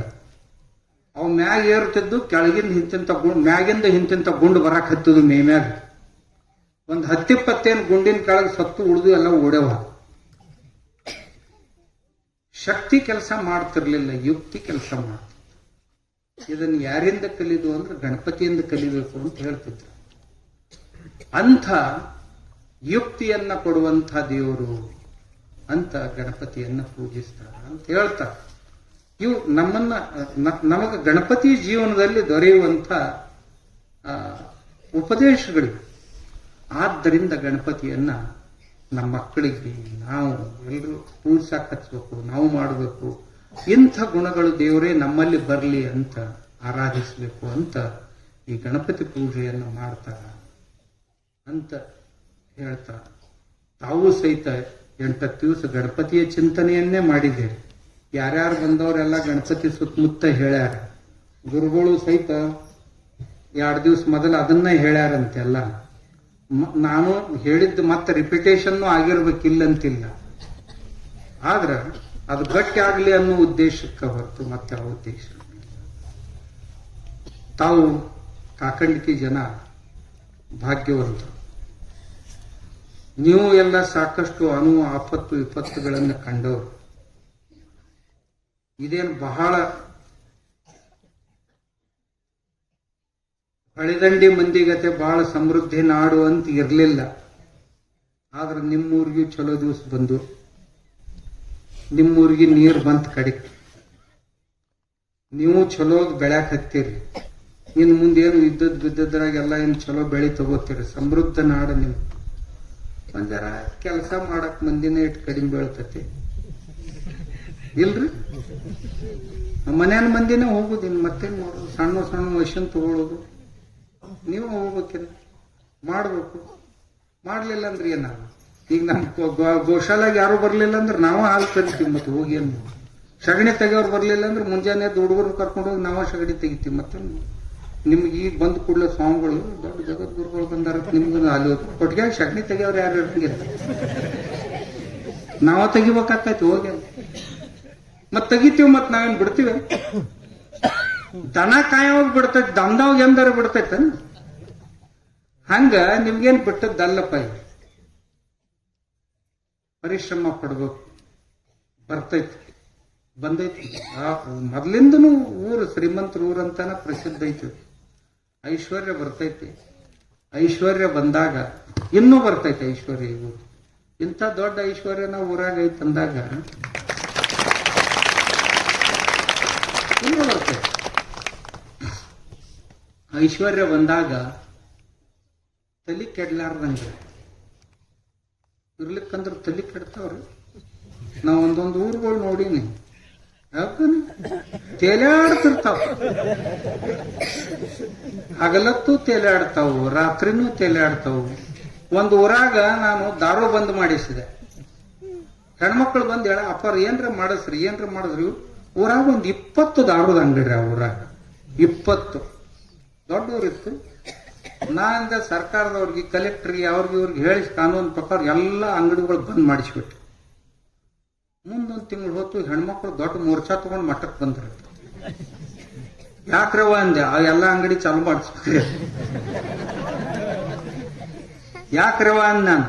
ಮತ್ ನೀವು ಹೇಳಿದ್ರಲ್ಲ, ಅವಾಗ ಹೇಳಿದ್ದೀವ್ರಿ, ಈಗ ಹೊಳಿ ಚಾಲು ಮಾಡಿಸ್ರಿ ಅವಾಗ. ಯಾಕನ್ನ ಅವಾಗ ಯಾಕೆ ಆಗೋದಾಗ ಜೋಲಿ ಹೊಡ್ಕೋತ ಬಂದ್ ಮನ್ಯಾಗ ಮಕ್ಕೋತಿದ್ವಿ. ಹುಡುಕಾಡಕ್ ಹೋಗ್ಬೇಕಾಕೈತಿ ರಾತ್ರಿ. 9ಕ್ಕೆ ಸಿಗ್ತಾವ, 10ಕ್ಕೆ ಸಿಗ್ತಾವ, 1ಕ್ಕೆ ಸಿಗ್ತಾವ, ಎಲ್ಲರ ಬಿದ್ದಿರ್ತಾವ. ಈಗ ತಗೊಂಡು ಬರ್ಬೇಕಾದ್ರೆ ಒಲ್ಲೆ ಆಗೈತ್ ನಮಗ. ನೀವು ಮೊದಲು ಅಂಗಡಿಗಳೆಲ್ಲ ಚಾಲು ಮಾಡಿಸ್ರ. ನಿಮ್ಮೂರೇನ್ ಹಂಗಿರ್ಲಾಕಿಲ್ಲ, ಹೌದಿಲ್ಲ? ಹಿಂಗ ಅನ್ನಣ ನಕ್ಕರೆ ಅಂದ್ರೆ ತಿಳ್ಕೊಬೇಕು ಏನ್ರ ಐತಿ ಒಳಗ.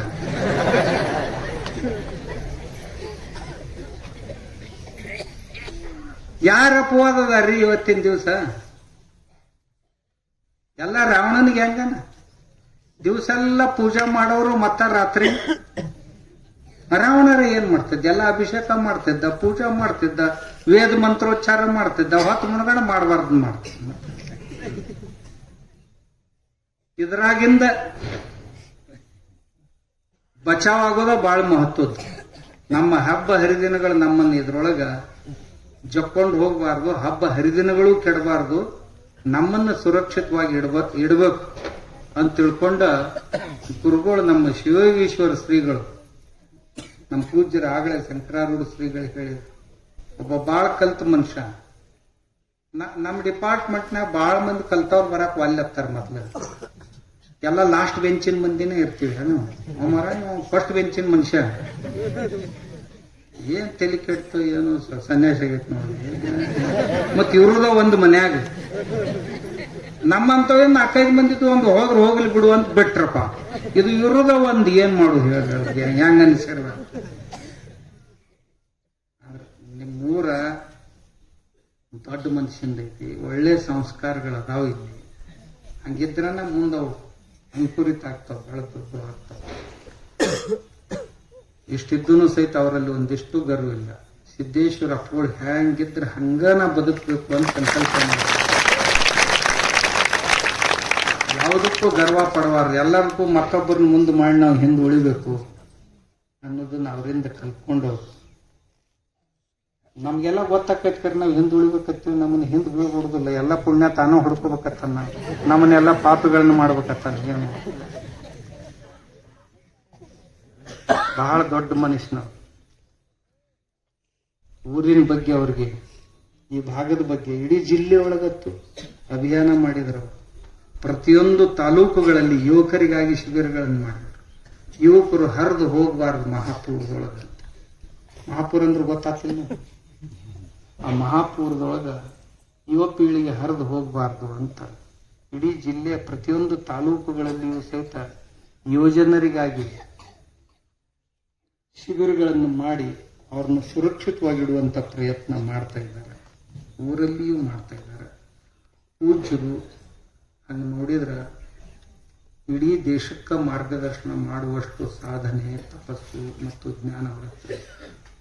ಇಡೀ ದೇಶಕ್ಕೆ ಮಾಡುವಷ್ಟು ಆದರೂ ಸಹಿತ ಏನೂ ಇಲ್ಲ ಅನ್ನುವಂಗ ಅದಾರ. ಅದೇ ಅವ್ರ ವೈಶಿಷ್ಟ್ಯ. ಆ ಪೂಜ್ಯರು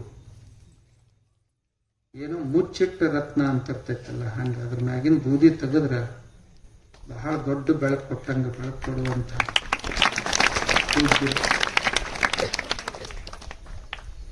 ಆ ಪೂಜ್ಯರು ತಮ್ಮನ್ನೆಲ್ಲ ಹರಿಸ್ಲಿ. ಈ ಜಿಲ್ಲೆ ಈಗ ನಾ ಯಾಕೆ ಹೇಳಿದ್ನೆ ಅಂದ್ರೆ ನೀರಿನ ಗೂಡಿನ ಮುಂದೆ ಮತ್ತೆ ಬಹಳ ಬರುದೈತೆ. ಅದೆಲ್ಲ ಬರಬಾರದು. ನಮ್ಮ ಬುದ್ಧಿಗಳು ಸುರಕ್ಷಿತವಾಗಿರ್ಬೇಕು. ಆ ಕೆಲಸದ ಬಹುದೊಡ್ಡ ಜವಾಬ್ದಾರಿ ಶಿವಯೋಗೀಶ್ವರ ಶ್ರೀಗಳ ಮೇಲೆ ಐತಿ. ಆ ಕಾರ್ಯವನ್ನು ಅವರು ಯಶಸ್ವಿಯಾಗಿ ನಿರ್ವಹಿಸುವ ಸಾಮರ್ಥ್ಯನೂ ಅವರಲ್ಲಿ ಐತಿ ಅಂತ ಹೇಳ್ತಾ ಎಲ್ಲ ಇದೊಂದೈತೆ ಅಂದ್ರೆ ಬಿಡಪ್ಪ ಇಲ್ಲಿ. ನಾ ಇಷ್ಟೊತ್ತನೇ ಹೇಳಿಂತ ಇನ್ನು ಮುಂದೆ ಮತ್ತೊಂದು ಹೇಳ್ತೇನೆ ನೋಡು. ಇವ ನಿಮ್ಮ ಊರವ ಅದಾನ? ಇದೇ ಊರವನು ಬಬಲೇಶ್ವರದವ, ಇಲ್ಲೇ ಮಗಲ್ಲ ಹಳ್ಳಿಯವದಾನ. ಇವ ಗಂಡ ಹೆಂಡತಿ ಮಕ್ಕಳು ಇವನ್ನೆಲ್ಲ ಮನ್ಯಾಗ ತಯಾರು ಮಾಡ್ತಾರ. ಇವ ಆಕಳದ ಸಗಣಿ ಅಗ್ನಿಹೋತ್ರ ಅಂತ ಮಾಡ್ತಾರ ಸೂರ್ಯೋದಯಕ್ಕ. ಇದು ಕಿಟ್ ಐತ್ ನೋಡ್ರಿ. ಇದ್ರೊಳಗ ಒಂದು ಕುಳ್ಳು ಮುರಿದಿಡುದ ಇಟ್ಟು ಒಂದ್ ಚಿಟಿಗೆ ಅಕ್ಕಿ ತಗೊಂಡು ಅದಕ್ಕೆ ಒಂದ್ ಹನಿ 2 ಹನಿ ತುಪ್ಪ ಹಚ್ಚಿ ಈ ಕುಳ್ಳಿನ ಮ್ಯಾಗ ಹಾಕಿ ಕರ್ಪೂರ ಹಚ್ಚಿ ಬಿಡುದ.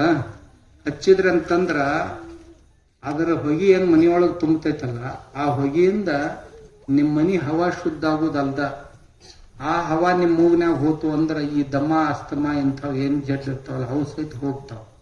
ಅದ್ರ ಸಲುವಾಗಿ ಇವ್ರು ಕುಳ್ಳು ತಯಾರು ಮಾಡ್ತಾರೆ ಇಂಥವ್ ಗುಂಡನ್ನು. ಇದನ್ನ ಹೋಮ ಮಾಡಿದ ನಂತರ ಏನ್ ಬೂದಿ ಉಳಿತೈತಲ್ಲ, ಈ ಬೂದಿ ಹೋಮದ ಬೂದಿ ಇದನ್ನೊಂದ್ ಚಮಚ ರಾತ್ರಿ ಕುಡಿ ನೀರಿನ ಹರಿವ್ಯಾಗ ಹಂಡ್ಯದಾಗ ಹಾಕಿ ಬಿಡ್ಬೇಕು. ಹೊತ್ತು ಹೊಂಡೋದ್ರಾಗ ಆ ನೀರು ಎಷ್ಟು ಶುದ್ಧ ಆಗಿರ್ತೈತೆ ಅಂದ್ರೆ ಅದಕ್ಕೆ ಪೂಜ್ಯರೇ ಉದಾಹರಣೆ. ಗುರುಗಳಿಗೆ ಸ್ವಲ್ಪ ನೆಗಡಿ ಗಂಟ್ಲ, ಸ್ವಲ್ಪ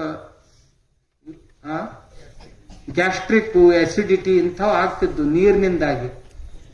ಆದ್ರ ಅವ್ರು ಯಾವಾಗ ಅವ್ರ ಹಂಡ್ಯದಾಗ ಬೂದಿ ಹಾಕ್ಲಾಕ್ ಶುರು ಮಾಡಿದ್ರಲ್ಲ, ಅವಾಗಿಂದ ಇವೆಲ್ಲ ತಕರಾರು ತಾನೇ ಹೋಗ್ಬಿಟ್ಟು ಆ ನೀರಿನೊಳಗೆ ಏನೇನು ಯಾವ್ಯಾವ ಘಟಕಗಳ ಕಡಿಮೆ ಇರ್ತಾವ ಅವನ್ನೆಲ್ಲ ತುಂಬು ಸಾಮರ್ಥ್ಯ ಈ ಅಗ್ನಿಹೋತ್ರದ ಬೂದಿ ಒಳಗಿರ್ತದೆ. ಇದನ್ನ ನೆನಪಿನಾಗ ಇಟ್ಕೋರಿ. ಇವು ಧೂಪ, ಇವು ಸಗಣಿಯಿಂದ, ಜವಾರಿ ಆಕಳಿ ಸಗಣಿಯಿಂದ ಮಾಡಿದ್ರು. ಇದ್ರೊಳಗ ಬೇನ್ ತಪ್ಪಲ, ಸ್ವಲ್ಪ ಹುಲುಗ್ಲಿ ತಪ್ಪಲ, ಕರ್ಪೂರ, ಆಮೇಲೆ ಇದು ಜೇಕಿನ ಬೇರ, ಸ್ವಲ್ಪ ಎಳ್ಳೆಣ್ಣೆ ಹಾಕಿ ಇದನ್ನ ಮಾಡ್ಯಾನ. ಇದನ್ನ ಹಚ್ಚಿಟ್ರೆ ಅಂದ್ರೆ ಮನ್ಯಾಗ ದೇವ್ರ ಮುಂದ ಮನ್ಯಾನ ಹವಾನು ಶುದ್ಧ ಆಕೈತಿ, ಸೊಳ್ಳೆ ಪಳ್ಳಿದ್ದು ಅಂದ್ರೆ ತಾನೋ ಓಡಿ ಹೋಗ್ತಾವ. ನಿಮಗೂ ಸಹಿತ ಬಹಳ ಅನುಕೂಲ ಇದು. ಇದನ್ನು ಮನ್ಯಾಗ ತಯಾರು ಮಾಡ್ತಾನ. ಆಮ್ಯಾಗ ಇವು ನೋಡ್ರಿ, ಇದು ಮೊಬೈಲ್ ಸ್ಟ್ಯಾಂಡು, ಇದ್ರ ಮ್ಯಾಗ ಹಿಂಗ್ ಮೊಬೈಲ್ ಇಡುದು, ಇದು ಸಗಣಿದು.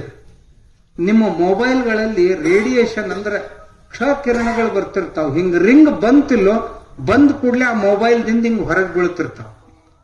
ಆಮ್ಯಾಗ ನಿಮ್ಮ ಅಕ್ಕಪಕ್ಕದಾಗ ಮೊಬೈಲ್ ಇಟ್ರಿ ಅಂತಂದ್ರ ಅದರಿಂದ ಯಾವಾಗ್ಲೂ ಮೆಸೇಜ್ ಅವು ಏನರ ಬರ್ತಿದ್ವು ಅಂದ್ರ ಅವಾಗ ಅದರ ಕ್ಷಕಿರಣಗಳು ಹೊರಗೆ ಬರ್ತಿರ್ತಾವೋ, ಅವು ನಿಮ್ಮ ಶರೀರದ ಮೇಲೆ ಪರಿಣಾಮ ಮಾಡ್ತಾವು. ನಿಮ್ಮ ಶರೀರದಲ್ಲಿ ಹಾರ್ಮೋನಿಕ್ ಇಂಬ್ಯಾಲೆನ್ಸ್ ಆಗಿ ಕೆಲವೊಂದು ರೋಗಗಳು ಹುಟ್ಕೊಳ್ತಾವು. ಅದನ್ನ ತಡೆಯೋ ಕೆಲಸ ಈ ಸಗಣಿ ಸ್ಟ್ಯಾಂಡ್ ಮಾಡ್ತದೆ. ಇದು ಚೀಪ್. ಇದು ನಿಮ್ಮ ಮೊಬೈಲ್ ಹಿಂದೆ ಹಚ್ಚಿ ಬಿಡುದು. ಇದನ್ನ ಏನಿಲ್ಲ, ಸಗಣಿನ ಲಟ್ಸಿ ಇದಕ್ಕೊಂದು ಅಂಟು ಪಟ್ಟಿ ಹಚ್ಚ. ನಾವು ಬಹಳ ಕಠಿಣ ಕೆಲಸ. ಇದನ್ನ ಮಾಡ್ತಾನೆ. ಇದು ಎಷ್ಟು ರೂಪಾಯಿ ಮಾಡ್ತೀವಿ? ಇದು 50 ರೂಪಾಯಿ ಹೋಗತ್. ನೀವು ರೈತರಾದವ್ರು ಮಾಡು. ನಾ ಯಾಕೆ ಇವನ್ನೆಲ್ಲ ಹೇಳಕತ್ತೀನಂದ್ರೆ ರೈತರು ಇವನ್ ಮಾಡ್ಬೇಕಂತ ಹೇಳಕತ್ತೀನಿ ನಾನು. ಇದು ಭಸ್ಮ. ಇದ ಸಗಣಿ ಸುಟ್ರಿ ಅಂತಂದ್ರ ಬೂತ್ ತಯಾರಾಕತಿ. ನೀರಾಗ ಕಲಸ್ಬೇಕು, ಸೋಸ್ಬೇಕು ಬಟ್ಟ್ಯಾಗ. ಬಕೆಟ್ನಾಗ ತೆಳಗ್ ಹೋಗಿ ಕುಂದಿರ್ತತಿ. ಒಂದ್ 2 ತಾಸು ಬಿಡ್ರಿ, ನೀರೆಲ್ಲ ತಿಳಿ ಆಕೈತಿ. ತಿಳಿ ನೀರ್ ತೆಗೆದ್ ಹಾಕ್ರಿ. ಕೆಳಗ್ ಏನ್ ರಾಡಿ ಉಳಿದಿರ್ತತಿ ಅದನ್ನೊಂದು ಗೋಣಿ ಚೀಲದ ಮ್ಯಾಗ ಹಿಂಗ್ ತೆಗೆದಿಡ್ರಿ. ಒಂದ್ 2 ತಾಸಿನ ನಂತರ ನೀರೆಲ್ಲ ಹೀರ್ಕೋತತಿ. ಅವಾಗ ಒಂದ್ ಕಟ್ಗಿ ಪಟ್ಟಿ ತಗೊಳ ಕೈಯಾಗ ತಗೊಂಡ್ ಹಿಂಗ ಹಿಂಗ ಹಿಂಗ ಹಿಂಗ ಬಡದು ಇದಕ್ಕೆ ಆಕಾರ ಕೊಡ್ಬೇಕು. ಇದು ಇವತ್ತು ಆಕೈತಿ. ಇದು ಇವತ್ತಾಗಿಂದ ಬಿಸಿಲ್ನಾಗ ಒಣಗಿಸಿ ಕುಳ್ಳು ಹಾಸಿ, ಕುಳ್ಳಿನ ಹಾಸಿ ಇವನ್ ಒಟ್ಟಬೇಕು. ಅದ್ರ ಮ್ಯಾಗ ಮತ್ತ ಮ್ಯಾಗ ಕುಳ್ಳು ಹಾಕಿ ಬೆಂಕಿ ಹಚ್ಬೇಕು. ಕೆಂಪ ಕಬ್ಬಿಣ ಕಾಯ್ದಂಗ್ ಕಾಯ್ತೈತಿ. ಇದು ಕಾಯ್ತಂದ್ರ ಭಸ್ಮ ತಯಾರಾತು ಅಂತ. ಇದು ನಿಮಗ್ ಹಣಿಗೆ ಹಚ್ಕೊಳಕ, ದೇವ್ರ ಪೂಜಾಕ್ ಬರ್ತೈತಿ. ಅದು ಅಲ್ದ ನಿಮ್ದು ಎಲ್ಲಾರ ಹಲ್ಲ ಹುಳ ಹತ್ತಿ ನೋಯ್ತಿತ್ತಂದ್ರ ಒಂದ್ ತುಕಡಿ ಇದ್ರಾಗಿಂದ ಒಡೆದು ಆ ಹಲ್ಲ ಎಲ್ಲಿ ನೋಯ್ತಿರ್ತೈತಲ್ಲ ಅಲ್ಲಿ ತುಂಬಿ ಇಟ್ಟು ಬಿಡ್ರಿ ಒಂದ್ 10 ನಿಮಿಷ. ಹೊಳ್ಳಿ ಎಂದೂ ನಿಮ್ಮ ಆಯುಷ್ಯಾಗ ಮತ್ತೆ ಹುಳ ಆಗೋದಿಲ್ಲ. ಹಲ್ಲಾಗ ಎಂದೂ ನೋಯಂಗಿಲ್ಲ. ಅಂತ ಸಾಮರ್ಥ್ಯ ಇದ್ರಾಗ ಇದೆ. ಇದ ಕುಳ್ಳ ಸುಟ್ಟ ನಂತರ ಬೂದಿ ಬರ್ತೈತಿ ಕರ್ರಂದು. ಅದ್ರಾಗ ಒಂದಿಷ್ಟು ಸೈಂಧವ ಲವಣ, ಪಟಗ ಇವನ್ ಹಾಕಿ ದಂತ ಮಂಜನ ತಯಾರು ಮಾಡ್ಯಾರ. ಅಳಿಗಾಡು ಹಲ್ಲು ಸಹಿತ ಗಟ್ಟಕ್ಕಾಗಿದೆ. ನಿಮ್ಗೆ ಆಗಲೇ ಹೇಳಿದ್ನಲ್ಲ ಕಾಲ್ಗೇಟ್, ಅದಕ್ಕೆ ಒಳ್ಳೆ ಪರ್ಯಾಯ ನಿಮ್ಮ ಮನ್ಯಾಗ ಇರ್ತೈತಿ. ನೀವೇ ಮಾಡ್ಕೋರಿ. ನಾವು ಮಾಡಿದ್ದನ್ನು ತಗೋರಿ ಅಂತ ಹೇಳಂಗಿಲ್ಲ. ನೀವು ಮಾಡ್ಕೋರಿ. ನಿಮ್ಗಾಗ್ಲಿಲ್ಲ ಅಂದ್ರೆ ತಗೋರಿ, ಅವ್ ಮಾಡಿಟ್ಟಿರ್ತಾರೆ. ಇವೆಲ್ಲ ನೋಡ್ರಪ್ಪ, ಇದೊಂದು ತುಳಸಿ ಕಟ್ಟಿ ಮಾಡ್ಯಾನ. ಇದು ಮನ್ಯಾಗಿಡ್ರಿ, ಎಷ್ಟು ಚಂದ. ಇವೆಲ್ಲ ರೇಡಿಯೇಷನ್ ತಡೆಯುವಂತ ಇವು. ನಿಮ್ ಕಾರ್ ಗಾಡಿಗಳು ಇದ್ವು ಅಂತಂದ್ರೆ ಅದ್ರಾಗ ಗಣಪತಿ ಇಡಾಕ್ ಬರ್ತೈತಿ. ಇವೆಲ್ಲ ಲಕ್ಷ್ಮೀ ಪಾದಗಳು ನೋಡ್ರಿ. ಇವು ನಿಮ್ಮ ಮನೆಯೊಳಗೆ ಇಟ್ಕೊಳಕ್ ಬರ್ತಾವ. ಆಮೇಲೆ ಇಂಥವು ಭಾಳ ಮಾಡ್ಯಾನ ಇದು, ಇವು ಸಹಿತ ಪಾದಗಳು ಇವು. ಆಮ್ಯಾಗ ಎಲ್ಲಾರು ಗಾಡಿಗೆ ಜೋತ್ ಬಿಡ್ಬೇಕಾಗಿತ್ತಂದ್ರ ಗಣಪತಿ ಎಲಿಯೊಳಗ ಎಷ್ಟು ಚಂದ ಮಾಡ್ಯಾನ. ಆಮ್ಯಾಗ ತುಪ್ಪಿದು ಆಕಳ ತುಪ್ಪ, ಆಕಳ ತುಪ್ಪಿದು ನೀವೇನ್ ಜವಾರಿ ಆಕಳ ತುಪ್ಪ ನಮ್ಮ ಜರ್ಸಿದಂದಿರ್. ಮತ್ತ ಜವಾರಿ ಆಕಳ ತುಪ್ಪಿದು ದಿನ ಮಕ್ಕಳಿಗೆ ತಿನ್ನಿಸ್ಬೇಕಿದ್ರು. ಅವ್ರಿಗೆ ತಿನ್ನಿಸಿದ್ರಂತಂದ್ರ ತಲಿ ಕಂಪ್ಯೂಟರ್ ಆದಂಗ ಆಕೈತಿ, ಕಂಪ್ಯೂಟರ್ ಆದಂಗ ಆ ಶಾಣ್ಯಾರ ಹಾಕವ ಮಕ್ಕಳು. ಆಮ್ಯಾಗ ಅದೇ ತುಪ್ಪದಿಂದನ ಬರುತ್ತ ಕಣ್ಣಿಂದಿದು. ಇದು ಗೋಮೂತ್ರ, ಗೋಮಯ ರಸ, ಆಮ್ಯಾಗ ಕೆಲವೊಂದು ಆಯುರ್ವೇದಿಕ್ ಔಷಧ ಹಾಕಿ ನಿಮ್ ಕಣ್ಣಿನ ಸಮಸ್ಯೆಗಳು ಏನೇ ಇದ್ರು ಸಹಿತ ಎಲ್ಲ ಹೋಗ್ತಾವಿದೆ. ಇದನ್ನ ಎರಡೆರಡನೇ ಹಾಕೋಬೇಕಷ್ಟ. ಇದು ಆಕಳ ತುಪ್ಪದಿಂದ ಮಾಡ್ಯಾನ ಒಂದಿಷ್ಟು ಔಷಧ ಹಾಕಿ ಮಲ್ಕೊಳ್ಳೋ ಮುಂದ ಮೂಗ್ನ್ಯಾಗ ಹಾಕ್ಬೇಕು. ಅಂದ್ರ ಅರ್ಧ ತಲಿ ಹೊಡಿದಾಗಿರ್ಲಿ, ತಲಿ ನುಸುದಾಗಿರ್ಲಿ, ಈ ಮೂಗ್ನ್ಯಾಗ ಎಲು ಬೆಳೆದಿತ್ತಂದ್ರ ಅದು ಆಗಿರ್ಲಿ, ಅಥವಾ ಕಿವಿ ಸೋರ್ತಿತ್ತಂದ್ರ ನಿಂತ ಹೋಗ್ತೈತಿ. ಆಮ್ಯಾಗ ಗೊರಕಿ ಹೊಡಿತಿದ್ವು ಅಂದ್ರಿ ಇವ್ ಮನ್ಯಾಗ ಗರಕೆ ಹೊಡಿತಾವಲ್ಲ, ಅದು ನಿಂತ ಹೊಕ್ಕೈತಿ ಒಂದು ವಾರದಾಗ. ಇದು ಗೋಮೂತ್ರದಿಂದ ತಯಾರಿಸಿದಂತ ಅರ್ಕ. ಇದು ಅಂದ್ರೆ ಗೋಮೂತ್ರ ಬಟ್ಟಿ ಇಳಿಸಿ ಅರ್ಕ ತಯಾರು ಮಾಡ್ಯಾರ. ಇದು ಒಂದು ಚಮಚ ದಿನಾಲು ತಗೊಂಡು, ಒಂದ್ ಚಮಚ ನೀರು, ಒಂದ್ ಚಮಚ ಇದು ತಗೊಂಡ್ರಿ ಅಂದ್ರೆ ಎಂಥ ರೋಗ ಇದ್ರು ಸಹಿತ 2-3 ತಿಂಗಳದಾಗ ಹೋಗ್ತಾವ. ಮತ್ತ ಯಾವ ಹೊಸ ರೋಗಗಳನ್ನ ನಿಮ್ ಶರೀರದಾಗ ಬರ್ಲಾರ್ದಂಗ ತಡಿತಾವ. ಅಂತ ಸಾಮರ್ಥ್ಯ ಈ ನಮ್ಮ ದೇಶಿ ಹಸುವಿನ ಸಗಣಿ, ಮೂತ್ರ, ತುಪ್ಪ, ಹಾಲ, ಮೊಸರಿನೊಳಗ ಐತಿ. ಅವುಗಳಿಂದನೇ ಇವನ್ನೆಲ್ಲ ತಯಾರು ಮಾಡ್ಯಾನ. ಇದು ಕುಂಕುಮ ತಯಾರು ಮಾಡ್ಯಾನ. ಅವನ್ ಮಗ್ಗ ಆರಾಮಿರ್ಲಿಲ್ಲ. ಅವನ್ ಸಲಾಗಿ ಉಪಚಾರ ಮಾಡಕ್ ಹೋದ. ಆರಾಮಾದ ಕೂಡಲೇ ನನ್ನ ಅಕ್ಕೂರ್ತಕ ಯಾಕ ಎಲ್ಲರಿಗೂ ಇದನ್ನ ಮಾಡಿಕೊಟ್ರಾತಂತ ತಿಳ್ಕೊಂಡು ಮನ್ಯಾಗ ಶುರು ತಿಂಗಳಿಗೆ 50-60 ರೂಪಾಯಿ ಗಳಿಸ್ತಾನ ಇದ್ರಾಗ. ನೀವು ರೈತರಾದ್ರೆ ಅದಕ್ಕೆ ಹೇಳಕತ್ತೀನಿ ನಿಮ್ಗೆ. ನಿಮಗ್ ಬೇಕಂದ್ರೆ ಅವ್ನು ಟ್ರೈನಿಂಗ್ ಕೊಡ್ತಾನ. ಇರ್ಲಿಕ್ಕಂದ್ರ ಅಲ್ಲಿ ನಮ್ಮ ಮಠದಾಗ ಬರ್ರಿ ನಾವು ಕೊಡ್ತೀವಿ. ಇರ್ಲಿಕ್ಕಂದ್ರ ಗುರುಗಳು ಅಲ್ಲಿ ಮಠದಾಗ ಹೇಳಿದ್ರಂದ್ರ ನಾ ಟ್ರೈನಿಂಗ್ ಕೊಡೋನೊಬ್ಬನ ಇವನ್ನ ಕಳಿಸ್ಕೊಡ್ತೀನಿ. ಮತ್ತೆ ಮತ್ತೊಬ್ಬರನ್ನ. ಆಯ್ತು, ನಮಸ್ಕಾರ ಎಲ್ಲರಿಗೂ.